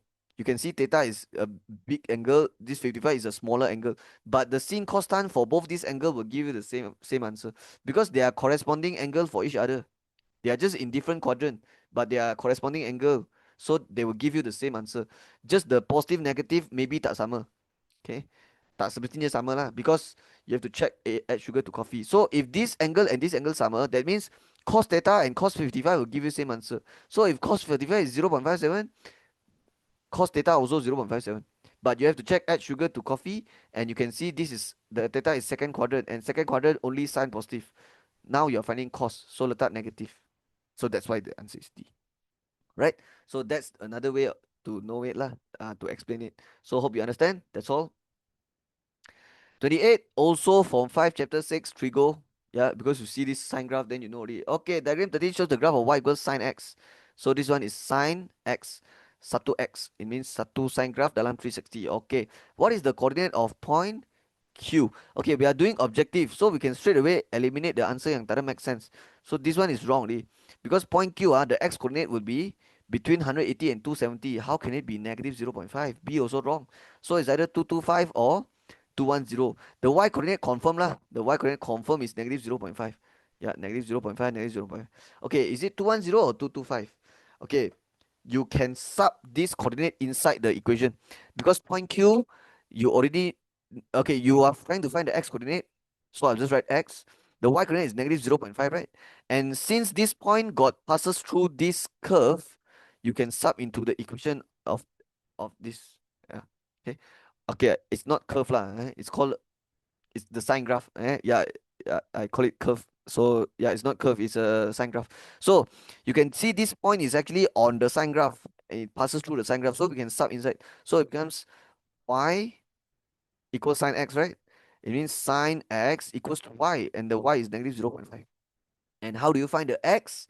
You pindah the sign. But when you pindah the sign, it becomes sine inverse, like that, sine negative 1. But the negative jangan tekan, please. The negative jangan tekan, please. And here you have to write RA. RA means reference angle. Okay. So you tekan shift sign 0.5. Okay, kenapa tak boleh tekan negative? Because the negative only indicates quadrant. So add sugar to coffee. Sign negative which quadrant? If sign positive is quadrant 1 and quadrant 2, sign negative is quadrant 3 and quadrant 4. Okay. But when you press calculator, do not press the negative. You will just tekan shift sign 0.5 because you want to get the angle in quadrant 1 dulu. You want to get the reference angle dulu. Nanti baru convert. So shift sign 0.5, the answer is 30. Okay. But this is just the reference angle ataupun angle in quadrant 1. You want quadrant 3, quadrant 4. So this is how to convert. Okay, you remember just now I draw a cross up here, but this one, the arrow is going, this one is like when you convert quadrant 2, 3, 4 to quadrant 1, but now is the other one. Now the arrow is going out. It's going from quadrant 1 to quadrant 2, and it will be 180 minus. From 1 to 3 is 180 plus, and then this one is 360 minus, right? Okay, this one is different with this. This one, the arrow is going into quadrant 1. This one is going from quadrant 1 to other quadrant. Yeah, because this 30 is in quadrant 1, but you want quadrant 3, 4, so you will convert using this method, 180 plus and 360 minus. Okay, so how do you find the corresponding angle in quadrant 3? 180 plus with the reference angle, so you get 210. And how you get quadrant 4? 360 minus 30, you get 330. Okay, but why? Why got two answer? Why got two answer? Okay, because when y equals to negative 0.5, look at this. When y equals to negative 0.5, you draw a line. How many times the red color line touches the sine graph? How many times? One time, two time. So that's why got two answer lah. But of course, you take the small answer. The small answer would be the one that is nearer to zero lah. So this one is the smaller one. This one is this point is further away from the zero. This one is much more near. So this one would be the 210 lah. And then 330 is this. Then baru logic mah. Takkanlah ini 210. This one is in between 270 and 360. So it can't be 210. This must be the 300 one. But which one I want? I want point Q, right? The question is asking for point Q. So of course the coordinate you take 210 negative 0.5. So D is the answer. Yep, that's all. Okay, 29. What chapter is this? Converse, inverse. Okay, Form 4 chapter 3. Logical reasoning. Dalam bahasa Melayu, penaklukan logik. Let's go. Study the following statement. Okay, you see here they give you if something, then something. Okay, this is what we call an implication. Okay. Yeah, the implication. When we write implication, dia ada perkataan if, then. If something, then something. And usually we will underline it this, and we will underline this, right? Okay, if something, then something. So this one, we call it the antecedent. Okay, and we usually just call it Q lah. Okay, if P, then Q. And then this is the Q. Okay, P is the antecedent, Q is the consequent. Dalam bahasa Melayu, P antejadian, Q the akibat. Okay. Okay, now they says which of the following is correct. So A, they write implication. They said if 3 is a root of x plus 3x minus 3 equals 0. So you can see they actually mention Q first. Okay, but they did negation. So here they actually mention Q, but they mention not Q because this one, the Q is 3 is not root of x plus 3x minus 3, but here they say 3 is the root of x. It means they mention Q, but they do negation. And then they write here, they write P. Okay, But when they write P, they write 3 is not a root, so they put the word not here, so they do negation P. And let me tell you, when you do it, when you do this, if negation Q then negation P, we call this contrapositive. We call this contrapositive. Okay, yeah, because I hafal already lah all the formula. So let's talk about the formulas that you need to know. So the implication format is always if P then Q. Okay, but for the converse dalam bahasa Melayu is akas. The format, the formula, if Q then P. This is the format. And then for inverse songsang, it will be if not P, then not Q. And the last one, contrapositive, the format is if not Q, then not P. Ah. So tell me why A is wrong. Because A, dia tulis if not Q, then not P. So this should be contrapositive. Okay, so A is not correct. What about B? Converse. Okay, according to the formula, converse, you have to mention Q baru P. But you don't need to do negation. Just mention exactly like this. So if 3 is, okay, it should be exactly same like that. Okay, because you never do negation. So if 3 is not a root of x plus 3x minus 3, but here they write if 3 is a root of x squared minus 9. So they actually mention P, and then 3 is not, and then mention Q. So yeah, B is wrong.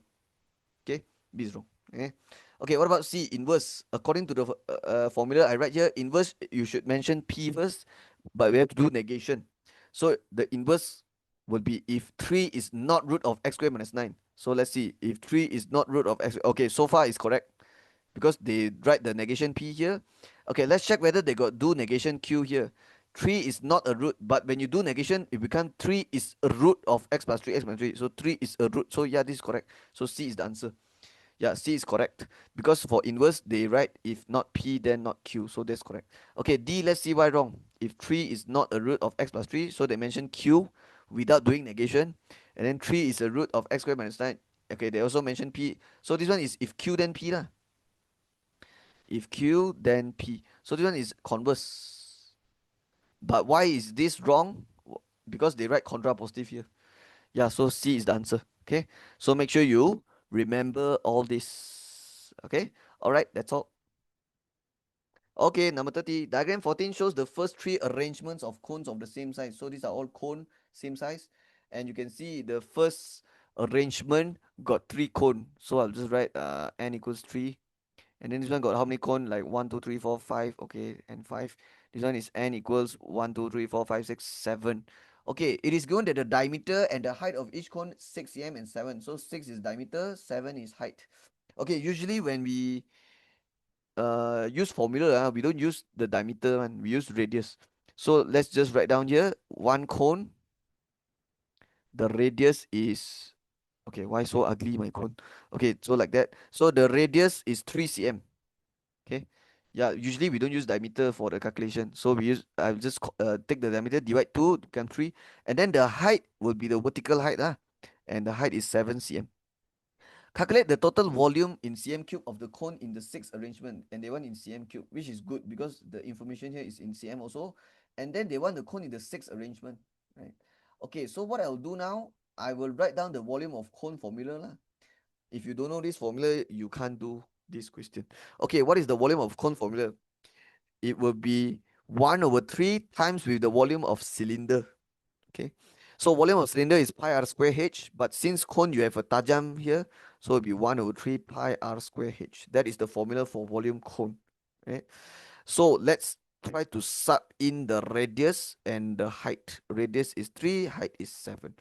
Okay, 3 square is 9, 9 divided 3, 3, 3 times 7, 21 pi. And it will come out in cm cube. But this is volume for one cone. That is why tak ada jawapan sini lah. So what they want? They want the total volume in the 6th arrangement. That means I have to, this is the first arrangement. First arrangement got 3 cone. Second arrangement got 5 cone. Third arrangement got 7 cone. So I need to find out 6th arrangement got how many cone. And then darab dengan volume of satu cone. Okay. So let's try to find out the 6th arrangement. So you have 3, 5, 7.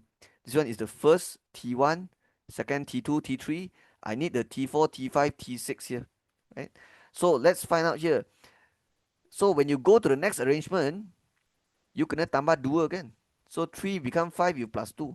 And 5 how to become 7 plus 2 also. So every time you go to the next arrangement, you plus 2 cone. You add 2 cones. Here you add 2 cones. So what is 7 plus 2? Next will be 9 cone lah, plus 2. And then 9 plus 2 again, 11. 11 plus 2 again, 13. That means for the sixth arrangement, there will be 13 cones, right? And they want to find the total volume in the sixth arrangement. Means you are finding total volume of 13 cones. Okay, one cone is 21 pi. Then 13 cone will be 21 pi times 13 lah. Just press 21 times 13, you will get the answer. Okay, you get 273 pi. So that is the answer. Alright, that's all. Okay, 31. This is from 4 chapter. Set. What is set? Chapter 4. Yeah, set. Okay, universal set is P union Q union R. That means your universal is actually what? P and Q and R gabung semua lah. Union means like ambil semua. Union. Dalam bahasa Melayu is wait, what's union? Wait, why I forget? Union. Oh my god. Kesatuan. Kesatuan. Yeah, almost forget. Okay, union is kesatuan. So kesatuan means like you satukan semua benda tu. So P union Q union R semua satukan dia. So everything you gabung lah. So you will be A B C D E. Okay, this C D repeat but we tulis sekali saja. So it will be F and then D E F sudah ada and then G. So this is your universal. Okay, set P punya element A, B, C, D, E. This sudah list out nicely for me. Q also list out nicely already. C, D, E, F. R punya element pun sudah senaraikan cantik. D, E, F, G. Now they say list the element of P intersect R complement. Okay, I just want to mention this one and this one is not the same thing. Okay, ini dengan ni tak sama. If I want you to do this one, you will do P intersect R dulu baru buat complement. Because the complement is outside the bracket. Okay. But if it's like that, you tak boleh buat intersect dulu. You kena buat R complement dulu baru buat intersect. Okay. Because the complement is not outside the bracket. It's only at the R. That is why you have to do the R complement first. So let's do R complement. What is R complement? Complement in bahasa Melayu is pelengkap. What is pelengkap? It means you take everything except R.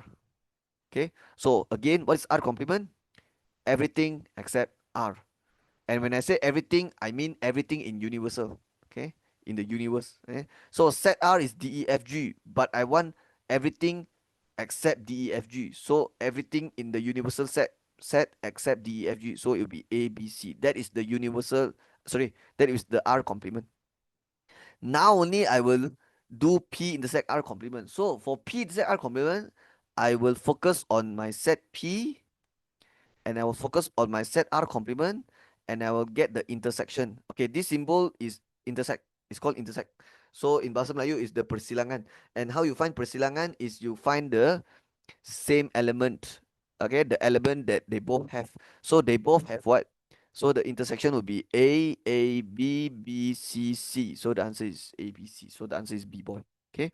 So their intersection, the persilangan is the element yang dua-dua ada lah.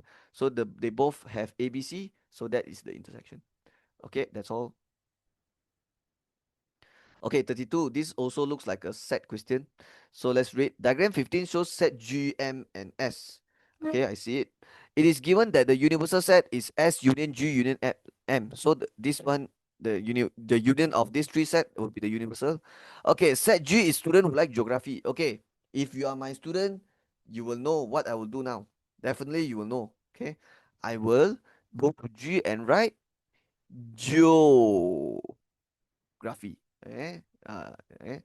Because they say G is the student geography, so you should label it. And then set M is student who like mathematics.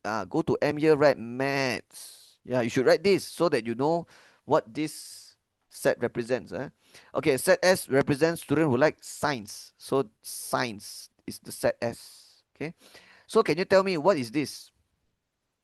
Student who like Joe lah. Then what is this? Student who like science and maths. And because it's the intersection. If intersection, we use and. If union, we say or. Okay. If union, we use or. Okay. What about this one? This one is like student who like maths only lah. Okay. Yeah. So everything okay. Okay. The number of students who like science is 18. But you cannot write 18 like that. It's wrong. Because the 18 is student who like science. They never say science only. Okay, if they say student who like science only is 18, that means this one is 18. Like this region is 18. Because this region is the region for science only. But they never mention science only. They just say science. That means the 18 is here plus here plus here. So the 18 I can't label now. Yeah. So I will just bulatkan for now. Nanti baru kita tengok balik. Okay, next one. The number of students who like mathematics is 15. Okay, can I write 15 here? No. No. If they say mathematics only 15, then only I can write the 15 here. Ada tak dia cakap only? Tak ada. That means the mathematics 15 is sini tambah sini. And I don't have unless I have this one lah, then I can take 15 minus, but I don't have both. So I think the 15 also I cannot label. I bulatkan for now. Next one, number of students who like geography is 8. Okay, finally something I can write. Because geography, inside geography, there's only one region there. So definitely the 8, it will be here. So this one I can cut here. Okay, now what else? And the number of students who like science or mathematics is 29. Okay, what's the meaning of science or mathematics 29? It means the science union mathematics is 29. It means the 29 is the science and the mathematics punya union. Union means ambil semua, right? So the 29 is here plus here plus here, everything lah, all the region add together. Yeah, because the union of this and this will be everything. Okay. So remember this. Kalau and dia intersect. Tapi kalau or dia union. So ini penting. Okay, the 29 also I cannot label because there's too much region I don't know already. Okay, so I will not write that. Now it says find the number of students who like science and intersect. So they want science and mathematics. It means they want to find this region lah, because and is intersect. Okay, I realize all this information they give me I cannot write the 18, 15, 29 because all these regions are more than one region combined. Is the number of element for more than one region. So that's why I can't write it. Okay, so we have a problem lah. All right, so how do you do it? Okay, let's see what they want. They want science and mathematics. Science intersect maths. So science and mathematics, the intersection is here. So let's jadikan yang ni X. Alright, it means X is my final answer. Okay, I want to find X, right? But kenapa I panggil X is because I realized the information they give me I cannot label it. That's why I plan to use another method. So I try to write X. So now you can go back to the maths already. Maths is 15, right? And I told you the 15 is for here plus here. Okay? Because they never say maths only. They just say maths. So it's like here plus here. So I can find here already. It's 15 minus X. Okay? So the number of element here is 15 minus X. And now I can find here already. How? By taking 18, which is the science. Science is here. But you have to take 18 minus 8 minus X. Yeah, because the 18 is here plus here plus here, everything inside here, right? So there's 3 region. So I will take 18 minus 8, which is 10, and then minus X, so you get 10 minus X. So this one also can cut, this one can cut. But sir, what about the 29? Okay, 29 is for science or mathematics, and I told you or is union. So when you do S, science, union, mathematics, M, you will get here plus here plus here plus here. So I can just take everything add together equals 29 lah. So I will take 8 plus 10 minus X, and then plus X plus this equals to 29. Okay. Okay, let's put bracket better. So now it becomes 8 plus, okay, the bracket actually you can remove it because kalau dia semua tambah, nothing will happen. Yeah, just remove the bracket. So number dengan number tambah 8 plus 10 plus 15. So 18 plus 15 is 33. And then X tambah X tambah X. So negative X plus X is 0, 0 minus X is negative X equals 29. And to find X, you can just pindah jadi positive. Negative X pindah sana jadi positive X. And then 29 move here jadi minus. 33 minus 29 is 4. So the answer is B, boy. Okay. Okay. When you find X, actually you have to double check also what the question wants. Right. So when you find X4, that means this is X. So this is 4 lah. But this one is not 4. This one is 15 minus X. So this will be 15 minus 4, which is 11. And then 10 minus X. This one will be 10 minus 4, 6. Right. But what the question asks for? Science and mathematics. Science and mathematics is science and math punya intersection. That's why the answer is 4. Okay. But you have to read carefully also, because sometimes maybe they want other region, right? If they want other region, then the answer will be differently. Okay. But for this one, the answer is 4. Okay. Because that's the region for science and mathematics. Science intersect maths. Okay, that's all. 33. What chapter? Okay, I look at this, I know already. Form 4, chapter 5. Network in graph theory. Rangkaian dalam teori graph. Okay, diagram 16 is a graph that shows the walkways which connect 7 buildings. 1, 2, 3, 4, 5, 6, 7. 7 vertex. And all the 7 are all buildings in a school. Which of the following is correct about the graph? So you have sum of degrees and you have the list of all vertex pairs for hall.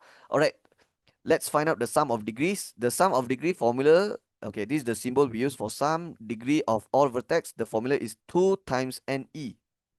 Okay, 2 times NE. Okay, there is a formula you learn, right? To find the sum of degree for the graph, you find 2 times E. So you can count the E. 1, 2, 3, 4, 5, 6, 7, 8, 9. Okay, the loop, we only count it as 1H. 1E, 1H. But if you want to count the degree, it count as 2 lah. But since we are using the fast way to find the sum of degree, which is the formula, we will just find the E only. So it'll be 1, 2, 3, 4, 5, 6, 7, 8, 9, and then 10. This one we call it 10H, right? So if your NE number of edges is 10, 10 times 2 will be 20. So the sum of degree will be 20. So C and D confirm wrong already. Now it's for the list of vertex pairs for hall. So where is hall? Hall. Okay, this one. So you can see there's 3 edges that join to the hall. First one is the GD, and then KD, HD. So GD, HD, KD. The answer is B, boy lah. Okay, they write in a different order, right? Yeah, it's fine. It's fine if you want to write GD or DG, can also. Okay, because this is not a directed graph. Directed graph means graph terarah. It means dia ada arrow. Kalau dia ada arrow terarah, means dia one way lah. Kalau one way, then we have to write in a specific order. For example, if I put the arrow like that, then you must write DG. Cannot write GD. Okay. But this one no arrow, undirected graph. So yeah, you can write GD also can, DG also can. So DG, DH, DK. Yeah, DH, DK. So these are the 3 lines joining the hall. That's all. Sudah siap? Okay, 34. The mean. Okay, this one is measures of central tendency. Yeah, this one you learn in lower form. Mean. Yeah, it's called measures of central tendency. You learn about mean, median, mode, right? Okay, let's read. The mean height of a group of 5 students is 1.52 meter. Okay, the mean symbol is like that. You have an X and you have a line like that. Okay, and mean is like average lah. So it's 1.52. Okay, and they mentioned about having 5 students. Okay, let's talk about mean formula first. The formula is the sum of x is the data, divided by n, right? So this is the symbol for mean. X is the data, and this symbol means sum, right? So you take the sum of all the data, divide with n is the bilangan data. N is the bilangan data, or how many data you have, right? So they already said the mean is 1.52, and is a group of 5 students. It means there will be 5 data. So the 5 is n. Okay, so if you have the mean and you have the n, what can you find? The sum of all the data, right? Just take this one times this one. Okay, but let's see what else first. Ain and Hazra with the height of 1.6 meter and 1.58 have joined the group. Oh, this one is like 2 new students join inside. Calculate the new mean of the student. Okay, you don't tell me you go and take the 1.52 old mean and then pass with these two. Cannot. Come on, mesti tak boleh. This 1.52 is the mean for 5 students. If you add 2 new students, you cannot just tambah the height like that. What you have to do is you have to take the sum of 5 students height plus with these two. Itu baru betul. So again, don't take the mean plus with the 2 new height. You should take the sum of the 5 students height plus with these two, baru boleh. So because you want to find the sum of all the 7 students height. So to get the sum of all the 7 students, you first need to find out the sum of 5 students height first. And the method to do that, I tell you already, is 1.52 times 5. Yeah, because you have here and here, so to get this, you just multiply lah. Okay, tekan this, what you get? You will get 7.6. But this one, what is 7.6 meter? Is the 5 students height total. The sum of the 5 students height. Now the 7.6 can plus with this, right? And when you plus with this, you will get the sum of 7 students' height. And how do you find the new mean? How do you find the new mean? It will be divide 7 already lah, because now got 7 data already, 7 student. And then for the sum of the 7 student height will be 7.6. Okay, 7.6 is just 5 student putting height. But you plus with 1.6 plus with 1.58, you will get the 7 students total height. Okay, I will tekan my calculator, plus 1.6 divide 7. Okay, my calculator give me 1.54. So A is the answer. Okay, that's all. 35. Determine the median of the following set of data. This is the same topic as the last question. And yeah, you learn this in the same chapter, mean, median, mode. Okay, median is the middle data. The middle data. So this is the data. So how to find middle? Okay, you cannot just find out the middle now. You have to arrange the data in ascending order first. It means you tulis dari kecil sampai besar you punya data. So the smallest one 35, followed by there's one more 35, and then 40, and the next one is 50, 62, and then next one will be 68, 76, and then 90, sorry, one more 76, right? And then baru 90, 90. Okay, okay, I potong because I want to make sure I never uh forget about any data lah. Okay, so that's all. All right, how to find median is the middle data. So the middle number would be what? Okay, you can use this formula. There is a formula to find median. It would be n plus 1 divide 2. Okay, but this formula is only used to find the position. Okay, this formula will tell you the position of data. And the n you have to masuk bilangan data lah. So let's count 1, 2, 3, 4, 5, 6, 7, 8, 9, 10. So you ganti dia akan jadi 10 plus 1 over 2. But when you calculate this, you will get 5.5. Right?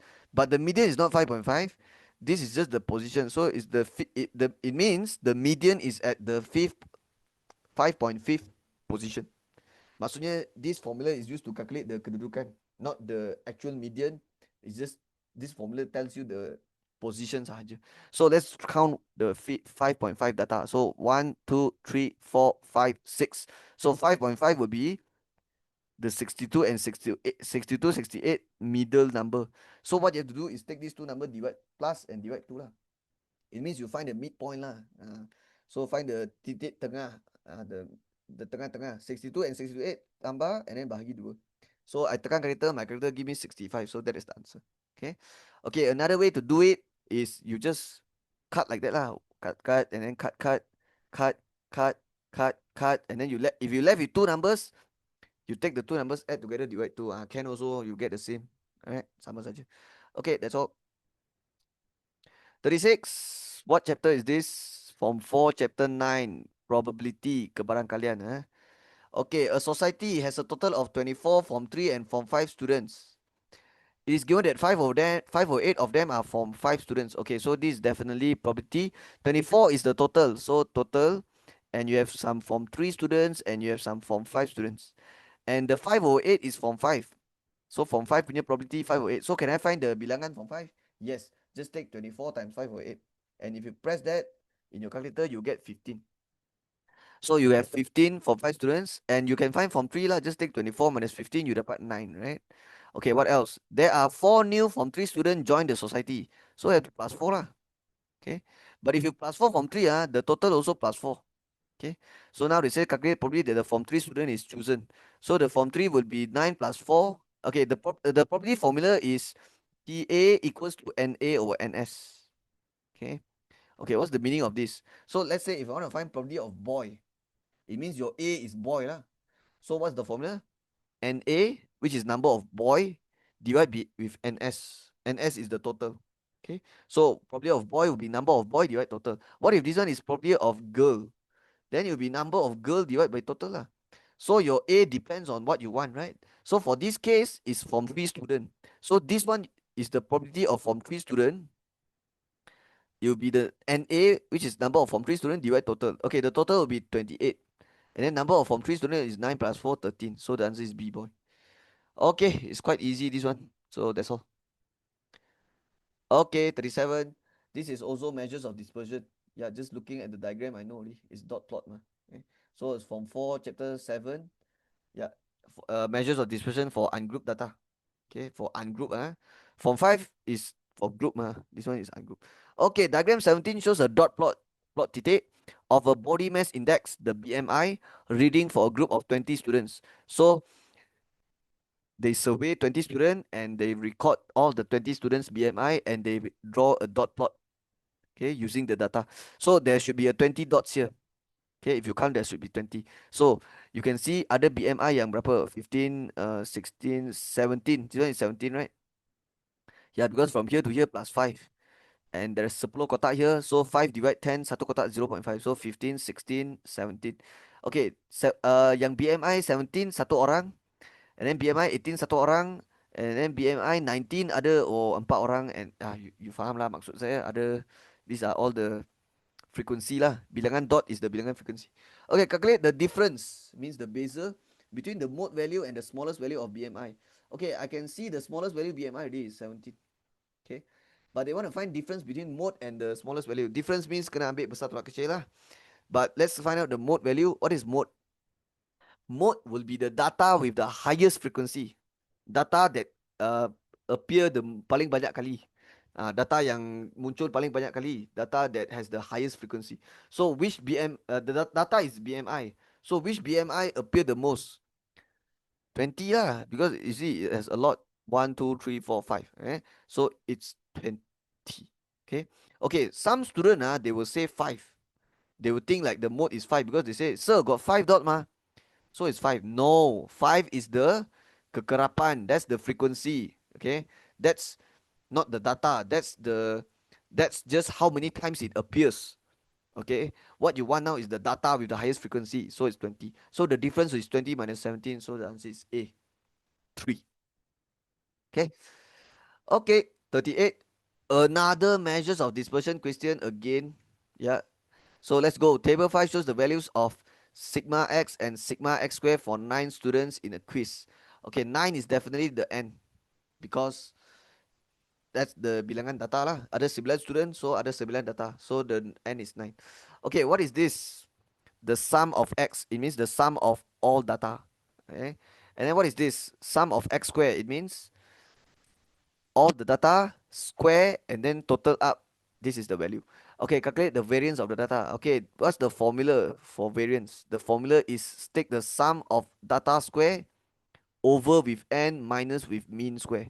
And the mean formula is the sum of x over n. I even mentioned it here just now. Yeah, in question 34. Okay, so let's do it. To find the variance, I will take the sum of x squared and they give it already 245508 over n, which is 9 minus mean square. And the mean actually you have to find first. Yeah, find then baru sub inside. So the mean is this formula lah. 1484 over n, which is over 9. Okay. Okay, let's press 1484 over 9. It's 1484 over 9 also. Because you can't simplify this. So why not you just put it here. And then now you tekan answer square. Answer square. Okay, I get 27188 point something.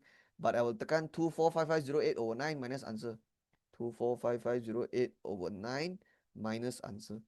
Okay, 90.32. So yeah, the answer is there. D. Okay, let's continue. Okay, 39. Diagram 18 is a Venn diagram. Okay, this is definitely from 4 chapter. Venn diagram set chapter 4. Okay, that shows the relationship between PQR and T. So I can see PQRT and it shows the relationship. Okay. Okay, it is given that universal set is P union Q union R union T, which, yeah, that's the universal lah. Okay, you can see not all set have relationship. Like for example, R and T, they have no relationship. They have no intersection, right? Okay, they say which of the following is a non-mutually exclusive event? Yang manakah ialah peristiwa tidak saling eksklusif? Okay, what is mutually exclusive? Mutually exclusive event is when the two events cannot happen at the same time. So mutually exclusive, it means the two events cannot happen at the same time. That means the Venn diagram will look like this. Okay, let's call it AB like that. Mutually exclusive, right? So you can see mutually exclusive is when Yeah, exclusive. What's exclusive? Excluded. Like excluded. It means like they can't happen at the same time lah. Okay? But they're asking yang mana bukan ataupun tidak saling eksklusif, non. So P and R is mutually exclusive. Okay, I'll write short form, ME. Because P and R, as you can see, yeah, they don't have any common elements. So they are mutually exclusive because their relationship is like that. Okay, they have no relationship. So when it's no relationship, we say they are mutually exclusive. Q and R also mutually exclusive because you look at this Q and R, they have no relationship whatsoever. They are two completely different events that cannot happen at the same time.